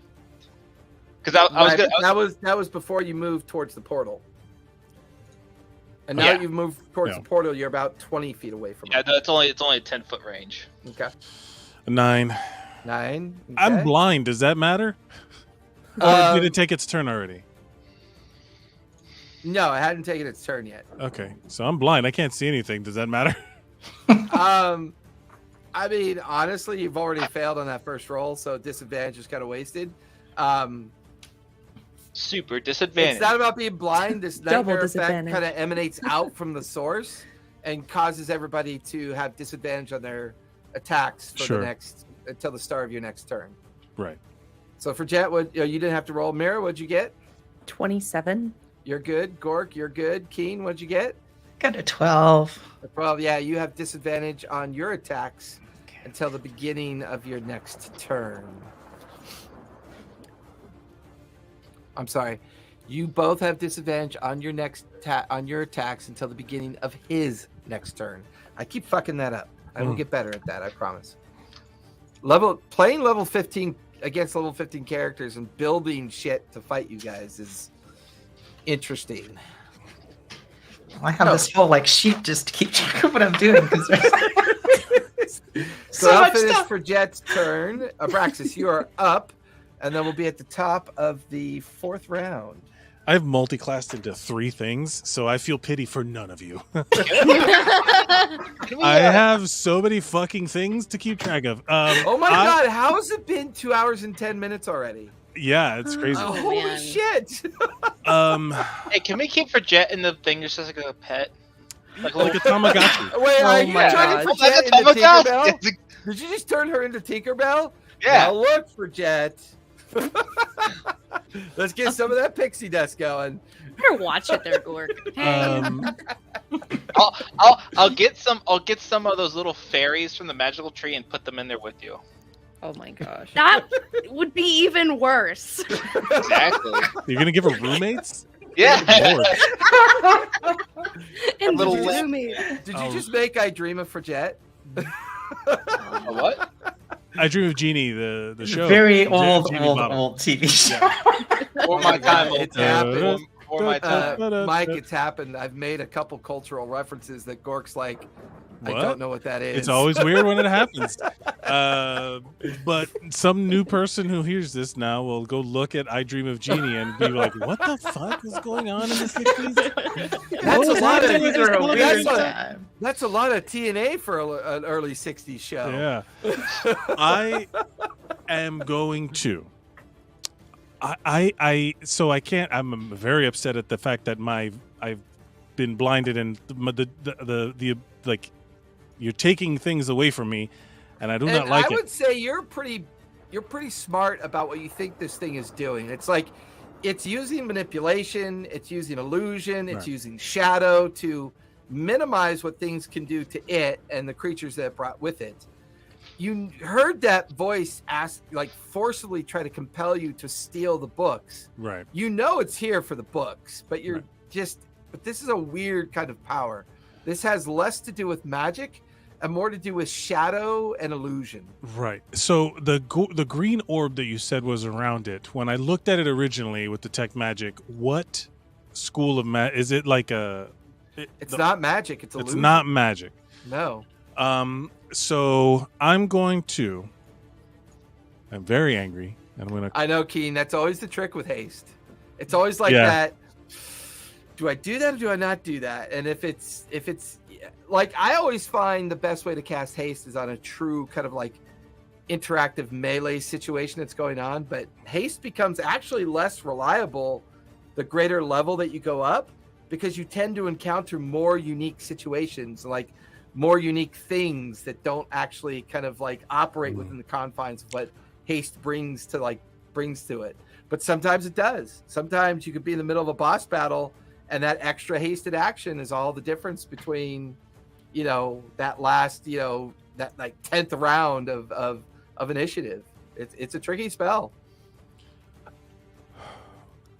Okay. What you doing, Abraxas? I'm going to channel all of my magical ability, and I'm going to twin dispel magic. I do not have to see the target. Okay. I just have to know that the magical effect on a creature, object, or magical effect within my range, which is 120 feet. So I'm going to connect this D-bag above me to the portal, and I want to dispel both their magical effects, and I'm casting it at the highest level I have, which is level 6. Dude. Level 6? Whoa. Yeah, I'm done with this. Go! Do it! Give me a D20 for the shadow creature first. Okay. This is a spell casting ability, I think it is. My charisma. Ability check using your spell casting ability. Okay, here we go. Mira shouts guidance. I mean, just saying it is nice to hear. The effect is, whatever. So, okay, this button. Oh, fuck, a 2. But, do it again. I'm running out of points at this point. Because that took a lot. 14. 14. The creature is not dispelled, so do a second one for the portal. Okay. He holds on to his shadow form. That's way better. That's a 21. So that's exactly what you need to dispel the portal. Mira, as you're in front of the portal and these gelatinous masses are getting up to the edge, about to come through, the portal closes. That's like some serious shit to close. Wow. Portal closes. The light returns to normal. And you can no longer hear the chaos lightning in the background as the portal collapses in on itself. As that is now separated the reality that this thing was using to keep its form, this one will drop to the ground in gloopiness. This one will turn to black tendrils of ash, and left behind on the ground is... Where is he? Where's the one that I wanted to use? There he is.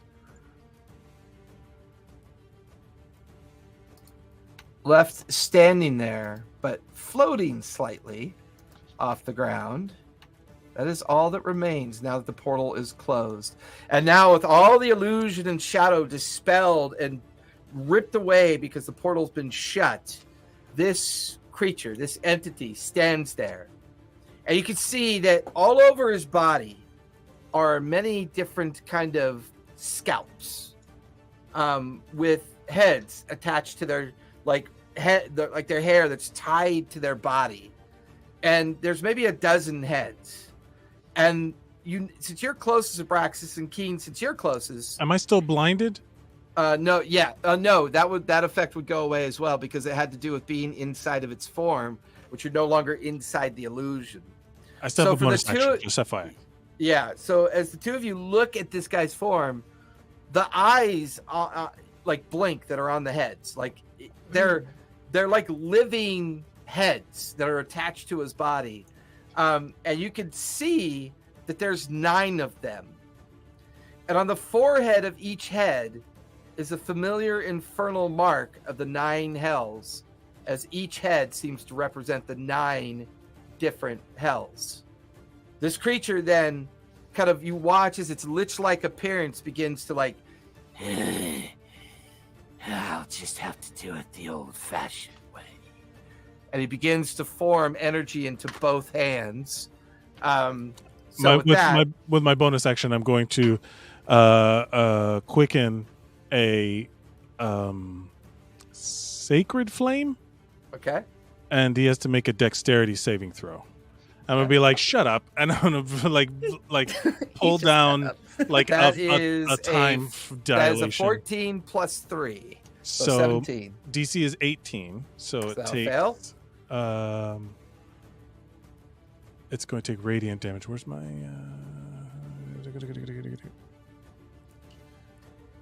Okay. Ooh, not bad. 15 points of radiant damage, and I'm going to fly in and engage it. And I don't want him. I don't want him leaving. Okay. I'm going to get right in his face, and I'm like, put up a fight. As you start to fly down towards him, how much radiant damage? 15. 15. As you fly towards him, as a reaction, he gets hit. He goes, come here! And he throws out this undead hand towards you. This translucent, dark hand goes towards you and goes to grasp around you. Give me a strength save, please. No. Freedom of movement lasts an hour without concentration.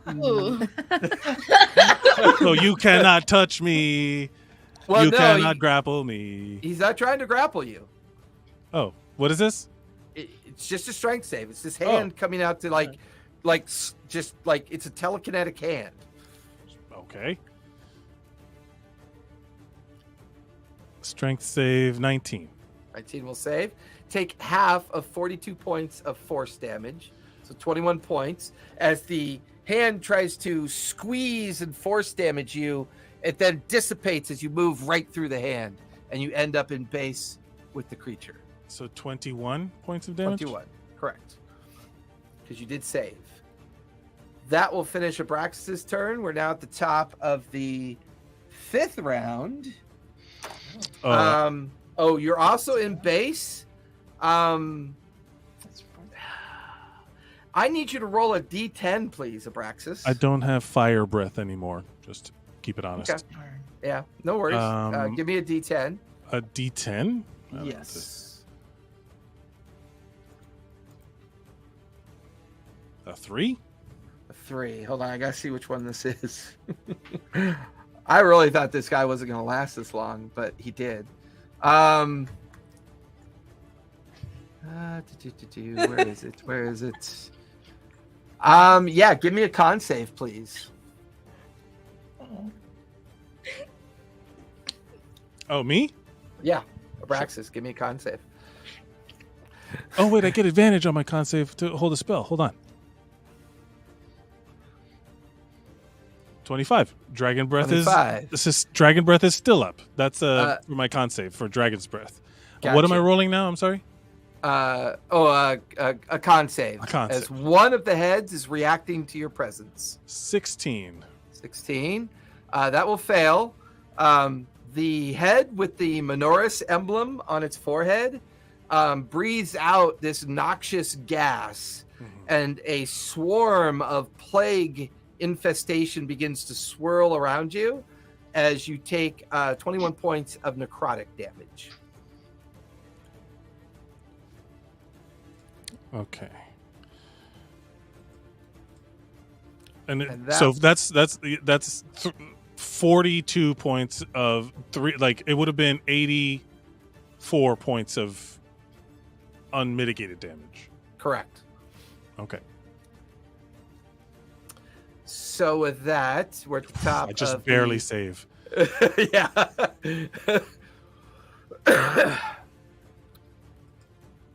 So you still have dragon breath, correct? Still technically have dragon's breath, and Okay. I'm just like I'm like Wolverine in X-Men 3, the crappy one, where they're trying, like he's healing as he's getting destroyed, where it's like barely making it. I feel like that's what it looks like. There's like a whole bunch of stuff being blown off me, but I'm just kind of like holding my ground, like Right. in its face. Oh no, our chat is getting spammed. Yeah, let me try to get rid of these guys. Sorry.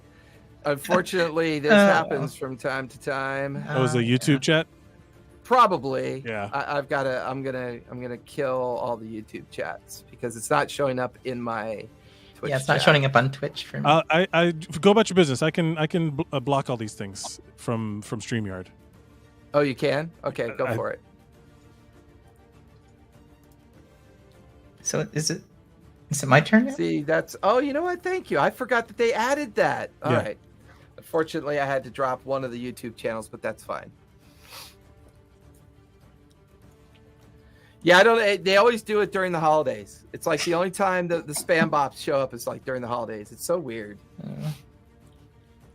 All right. Okay. So where were we? We finished with Abraxas. I think so. So we're at the top of the 5th round. Keen, you are up. There's no more lair action, and then the creature is on deck at this point. Okay.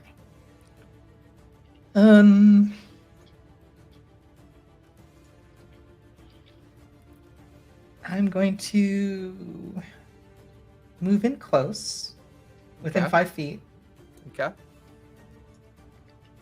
and then cast Radiant Word. All So right. Does he need yes. to make a save for that one? Yeah, con save of 17. That is a 6 plus 6 is a 12. That will fail. Okay, so 3d6. So 10 points of Radiant. Go ahead and double that to 20, Okay, because he is vulnerable to radiant. awesome. And for my bonus action, I will cast Spirit Shroud. Okay, on yourself. Yeah, on myself. It is only on myself because it's just Okay. a distance thing. Gotcha. Did that cast? Thank you, Mike. Thanks for doing that. I totally forgot they added that feature to StreamYard finally. Yeah, no problem. I've dealt with this before on my other shows. Yeah. Where suddenly, sexy singles near me. Or Oh. whatever. I'd be like, really? That sounds great. Wow. Yeah, so like the deceased spirits of my former victims swirl around me and add 1d8 of radiant damage, which is I rolled a 6, so 6 more. Which is So, double to 12. Plus 12. Yeah, so 12 more Yep. radiant Okay. damage. And All right. I think that takes it. That's as he gets hit by your radiant strike, and the radiant shroud is causing damage as well. He is going to use because we are in a new round. He's going to use 5 legendary action on you, Keen. I need you to make a charisma save, please. Did we say that it was he was vulnerable to radiant? Radiant. Yes. Yep. Okay. I got 19. 19. The DC is a 20. Oh, okay. I can. I'll use this sorcery point and try again. Okay, go for it. There's 2 of us now. Okay. What was charisma? Or- Charisma save. Yes, Charisma. correct. Oh, even worse. No, I didn't make it. Okay, you are banished. Bye. For Jet is, and I'll say for Gork, you can now see, Keen in the other lantern, Oh my! like Is this- hitting the glass. And are these? Sorry. These are spells to when they get in the lanterns. Was that a spell that she had to save against? Yes, that was a spell effect she had to save against. I mean, I'm sorry. I was in the bathroom. I didn't know what was going on. Yeah, no, that's fair. That's fair. Can I counterspell that? What level? At 3rd level, I'll roll for it. Okay, yeah. Let me see what the hell this is. Charisma.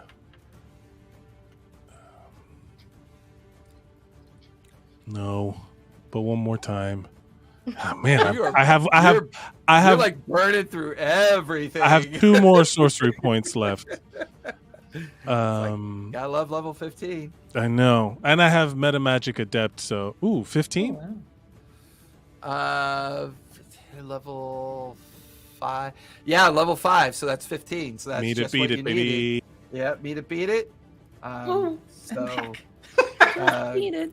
just like it comes back. And he just snarls over at Abraxas and looks at Keen. Yeah, you just witnessed a time shift. Nice. So that'll finish Keen's turn. No lair action anymore. The bad guy is up. He is going to. He's going to shadow step. So there's no attack of opportunity. He's going to shadow step over to the lantern. Bonus action, pick it up. So he currently has the lantern in his hand. And I'm going to do something fun. Give me 1 second. This is the lantern with the jet in it. Yep. Yes. Oh no! NBA kidnapped. With the books. With the With book. the books. So with that, this now becomes. Oops, wrong guy. Boop. This is now in his hand.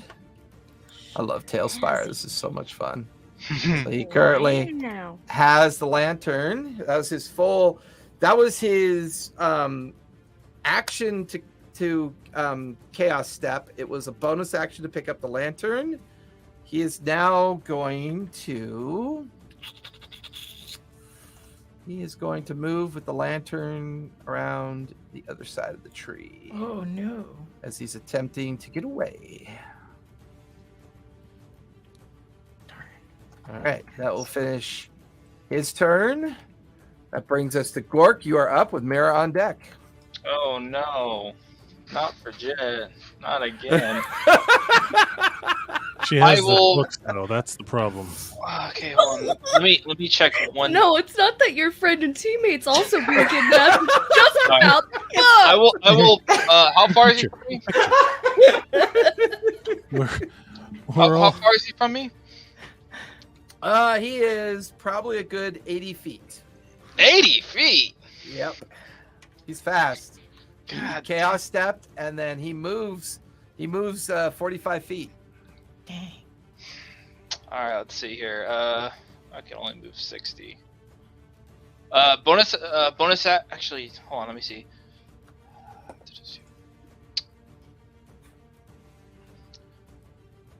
I guess it wouldn't matter how I do this. I will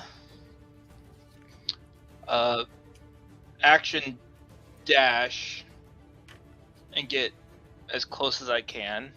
So what's your total available movement? 60 feet. 60? Yeah. And what? I keep having to like do stuff to like. I just want to hit something. That'll get you right there. And I am going to. Actually, no. It has so bonus action aggressive, then moves. It's still 60 feet, so I still have my action.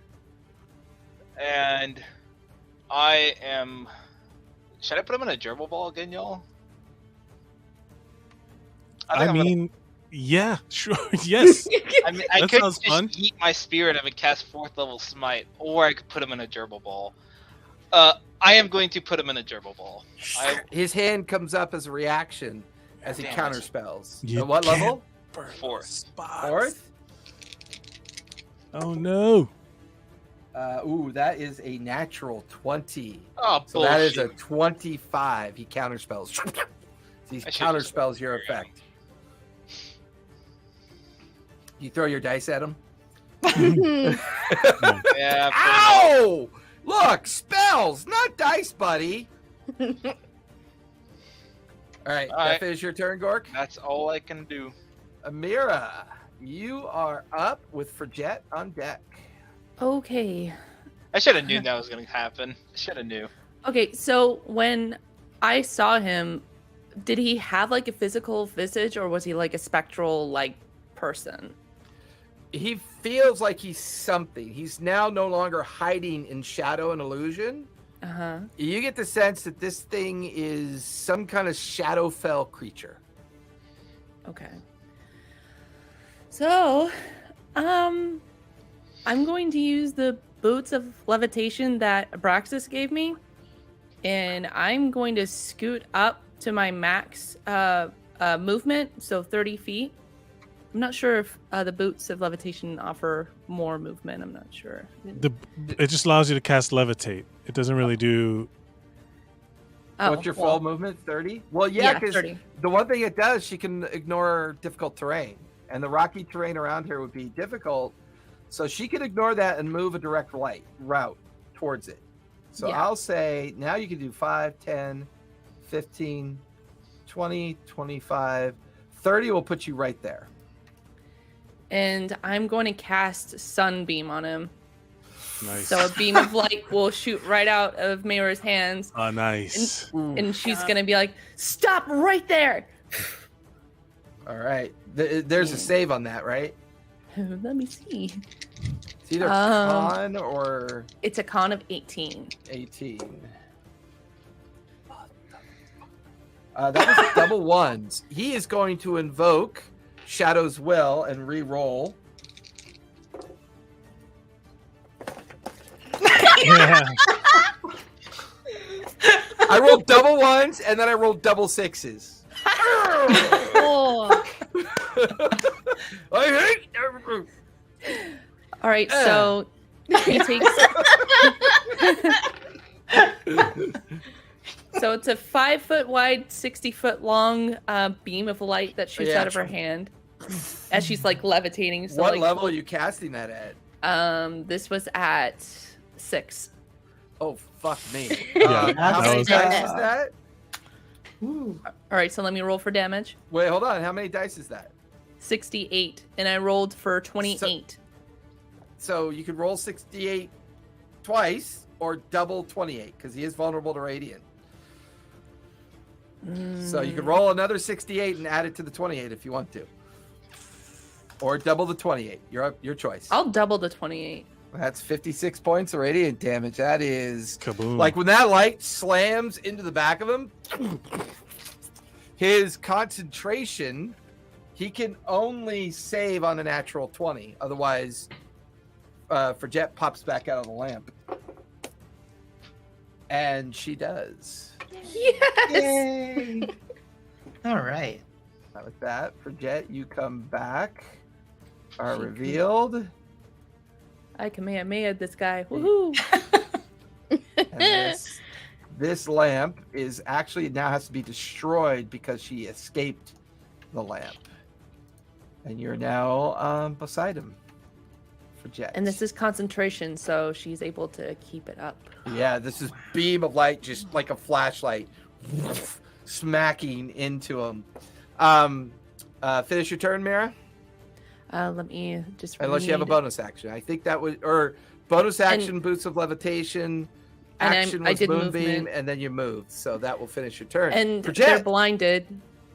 Oh, Yeah. that's right, because he failed, so he is blinded. Yep, he's got the blind effect, which is. And it's blinded until my next turn. Yeah, you automatically fail any ability check that requires sight.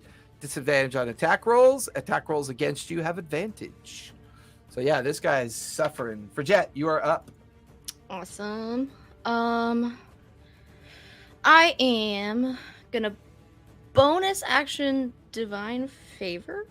So now when I hit with my staff, it'll do 1d4 radiant damage. No, that's not true. Now it's going to do 2d4 radiant damage. Well, yeah. And it's with advantage. And it's with Yeah. advantage. And I'm gonna start swinging. Oh wait, sorry, for Jet, you're in base with him for the first time. I need you to roll a d10. Yeah, something. Oh, bad those is about to happen. heads. Oh. Are all the heads blinded? No, it's just unfortunately the effect was just on him. The heads are a separate thing. Wait, are they heads or skulls? They're heads. They're like severed heads with like infernal runes that each one represent one of the individual levels of hell. Wait, Are they all attached via Yeah, the neck? eyes opened and looked at me. Yeah, the eyes are open and blinking and looking at you. Yeah. Kudos on making this mad gross today. Real gross. There's goop and slime and all kinds of shit. Well, the Shadowfell is a very different place where he's from, so things are a little bit more different. He's actually quite handsome from where he comes from. I'm accepted over there.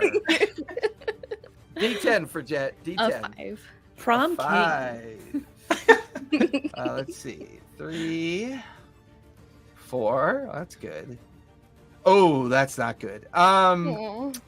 Give me a Constitution save, please. Okay. A good one. I'm gonna use my Mayra totem to do that again. Man, the merit totems have made all the difference in this fight. All the rerolls. Because that was not a very pleasant. That was actually worse. So 8. Darn. 8. You guys watch as the Stygian head casts out a cone of cold. For Jet, you take 31 points of cold damage, and you are currently stunned, and you cannot move until the beginning of his next turn. You're frozen. So I can't. That will finish. Yeah, you can't do anything. That's why as soon as you went into base with them and when you appeared, that's the only way the heads take their effect. It only happens the one time. Yeah. The ability is as soon as you get into base with them for the first time, the heads react on their own accord. So for Jet, it's like Jet's like right out of that like just looks like a frosty statue, you know, like she's getting ready with her staff and go ham on this thing, and now she's just this like frosty looking statue that stepped out of a refrigerator. Damn. So that'll finish for Jet's turn. Abraxas, you are up. He's a 10 in the fell, a hard 2 on the material plane. How far would you say that he is from me? Well, you know what? Let's find out together. He is 18 tiles, so 5 times 8. Yeah, I was guessing 80 feet. It's about 80 feet from you. That is totally perfect. Because I'm going to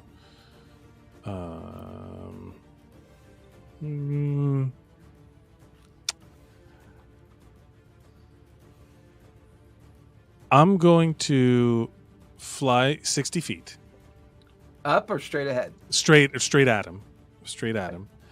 fly like get like there, and then I am going to, as I'm flying there, you'll see by the time I land there, a fully formed draconic spirit will be underneath me, and I will be flying on my draconic spirit, and then my draconic spirit will go to like basically fly over him, and then we're going to fuck that guy up. So are you in base with him yet?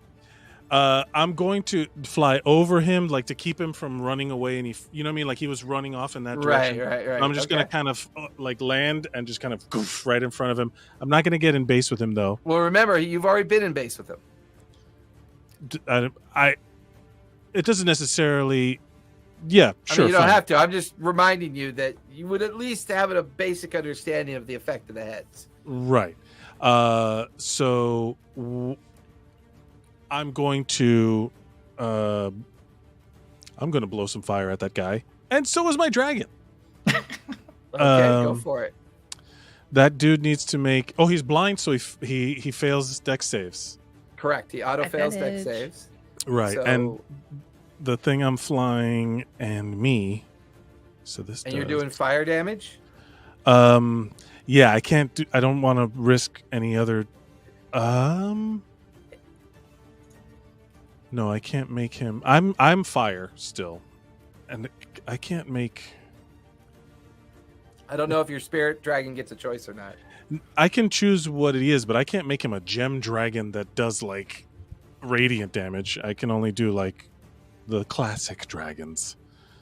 Someone did a praxis gather the dragon balls. I'm there, man.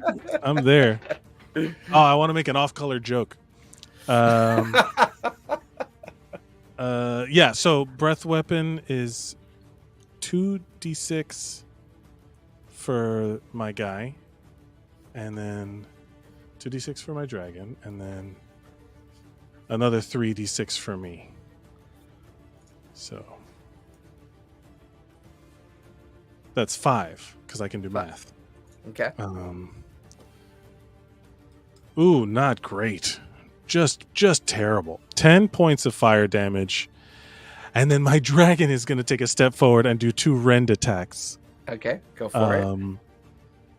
Your dragon, however, is it a separate entity? Yes. It's a separate creature. Yeah, I need it to roll a d10. Sure. You'll also notice that he seems to be resistant to fire. He's resistant to fire. In this form, yeah. In this he's form. He's immune to fire in his shadow form, which is why he uses it. But because you closed the portal, he's only resistant now. Yeah. I rolled a 9 on the d10. Ooh. As soon as your dragon spirit gets into base, he just gets shredded. As the Asmodeus head opens up its mouth and just literally just absorbs the energy of the spirit dragon, just as it takes 100 points of fire damage. Well, it would be resistant to fire. So that'd be 50. Which is exactly what it has. When I share the fire resistance, such and such and such. Wait, I can't do anything on this thing. Everything's been ticked off. I don't know if you have anything left in the wallet, man. No. It's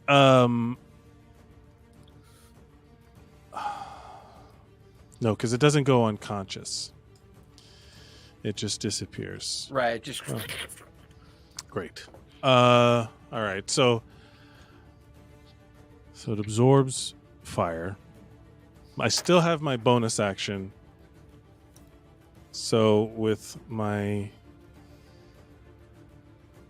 last sorcery point. So according to Swamp Thing, you can choice a gem dragon next time. Okay.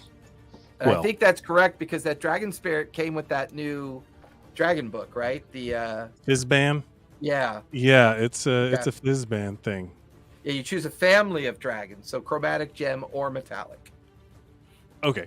Well, either way, it's dead at this point. Well, it just gets its spirit just gets shredded and returned where you pull it from. Of course, it's just my mechanical clockwork magic created it, and now it's all in little pieces. Thanks. But it's then, like ding, ding, ding, ding, yeah. ding, ding, ding, ding. So that's my one last sorcery point, and then I'm just gonna do Sacred Flame to do radiant damage, and it fails the dex save. Yeah, that's right. 'Cause it's not a ranged attack, so it fails it hits. So roll twice the damage. So I'll just double this. No, I'll roll twice. 7 plus 11. So 18 points of radiant damage, and I'm the just gonna stand there and be like, "You're not going in." It just slams into him. And just give me those books. And he's like reaching out towards Frigette at this point. And at the end of your turn, he uses his telekinetic ability to try to rip the backpack off of Frigette's body. Let's see. How do I want to do this? Frigette, you can feel the backpack being pulled away from you. Counterspell. You want to counterspell it? Yeah. Okay. Yes, of course. What level? 3rd level. I have to roll. Yeah, you have to roll. I don't want to burn anything too high. Can I counterspell that as well? Or is it you're in range. If he fails, you can try to counterspell if you want. Sure. As a Just reaction. competing counterspells. Yeah. And I got an 11. I don't think that works. You watch as Abraxas goes, you watch as his spell fails as the backpack is now being lifted and almost torn away. Then you counterspell at the last minute. So, counterspell at 3rd level, I guess I got to roll as well? Yep. Oh, yeah, that's less than 11. Wait, yeah, less than 11. So now, Frigette, you feel yourself being lifted off the ground as he's pulling the backpack towards him. Mhm. You can give me a strength save to try to resist. Well, yeah. 10. He drags you and the backpack towards him, and he's got a hold of your backpack that you're attached to, and he's pulled you with his telekinetic spell effect towards him. You watch as he takes the staff, slams it into the ground, and invokes the staff, and you watch as a gateway is beginning to form. So that'll finish Abraxas' turn. We're at the top of the 6th round. Keen, you are up with the Shadowfell creature on deck. Wait, and you just saw all that unfold from... Oh, shit. From about 80 feet away. I'm so Keen's all the way far. back here. Oof. Start running. Come join the party. I'll move 30 Okay. towards him, and then I will bonus action dash another 30. Can you do that as a bonus action? Because I'm a rogue, I can. She's a Is rogue. that a rogue? Yeah, because I can either disengage, hide, or Monks dash. can do that too, right? I think monks can. No, only rogues that's get burn bonus it. Step of action the dash. monk. The only thing monks Step get one that is break rogues up. get is the evasion. Oh, I thought that was a monk thing, the move fast. What Man, I'm still really far. I've got a thing that gives Yeah, me monks double- do have their own special ability to Yeah. move fast. Yeah. Okay. Take it. I will. What do I got? I can do some. I don't know if this is gonna work. I will cast Psychic Lance. Ooh, I like that. Is it a ranged attack or a save? It is a save. Intelligence 17. Intelligence 17. Oof. Oh, fuck me sideways. It's a new round, so he's got another Chaos Will. He's gonna re-roll. Oh, Random fail. number generators. Twice. Yep. Go ahead. I quit. Why couldn't you I'm fail gonna do when my I- best. I'm gonna do my best, martyr DM. Why Oh my couldn't god, you guys are constantly. You're making. Hey, why couldn't you fail when I tried putting him in the goddamn? I know. Trust me. Okay. I wish the dice would do everything you would've want had them to do, Abraxas Gorg. do. I would have had him turn me into a monkey, and I would have just cleaned up and put a thing. He's still on it. I would have played bouncy ball with his ass in there. Oh my god! Are you still thinking about when you guys turned into apes and fought like that? Yeah. Always. Hey, that's always fun, man. That was a long time ago. Always. Big ass monkeys. That is a major. I'm not callback. even sure if Like, that happened on the it's same around. timeline. No, it did not. I guarantee it. It was so long ago. Yeah, it's Step of the Wind. Thanks, Swamp Thing. I couldn't remember the name of it. Yeah, Step of the Wind for monks. It's Okay, dope. so it- I mean, It's you super could great. fall like, you've got that like, Yeah. you could fall like you're not falling, and then Step of the Wind too. Man, it's crazy. Wow. So Okay, what's so what's the damage? like all the like torment and pain from my past Oh. sort of like focuses out in this lance of psychic power and hits him for 23 psychic damage. Okay. And since he failed, he is incapacitated until So- the start of my next turn. Yes. Blind and incapacitated. Staff. The portal's trying to form. He's got the telekinetic hold as he's concentrating on Forget, but as he's incapacitated, he loses concentration.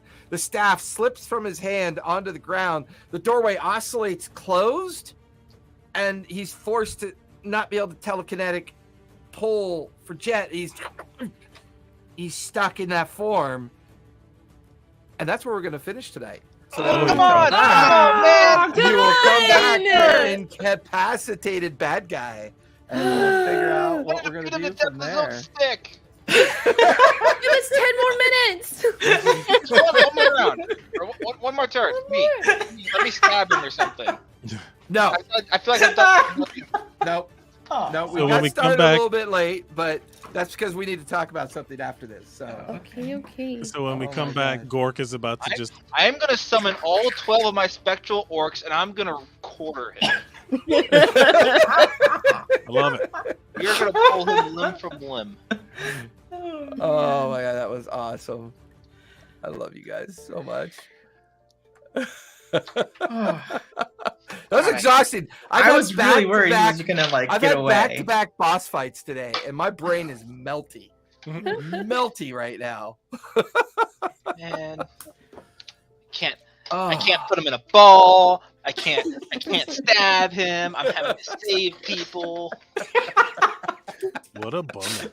Yeah, what a Same bummer. rule. That's so against Gork. So are we good for next Body weekend, everybody? cooperative. I should be. Are we? I think still next live? weekend is. Yeah, we're still live. Oh, okay. Yeah. Yeah, I'm good. Okay, we're all good for the I'm 19th. good. Mhm. Good. All right, everybody. Thank you so much for coming out. I cannot believe it, but today for this wonderful family, we just had our 51st session and took on the Shadowfell Demon. That was a lot of fun. So as I always like to say, you know what? Be kind, be safe, play a game. It's good for your mental health. Join our Discord. We're going to have a lot more stuff showing. We'll be back Monday with Pike's Promise.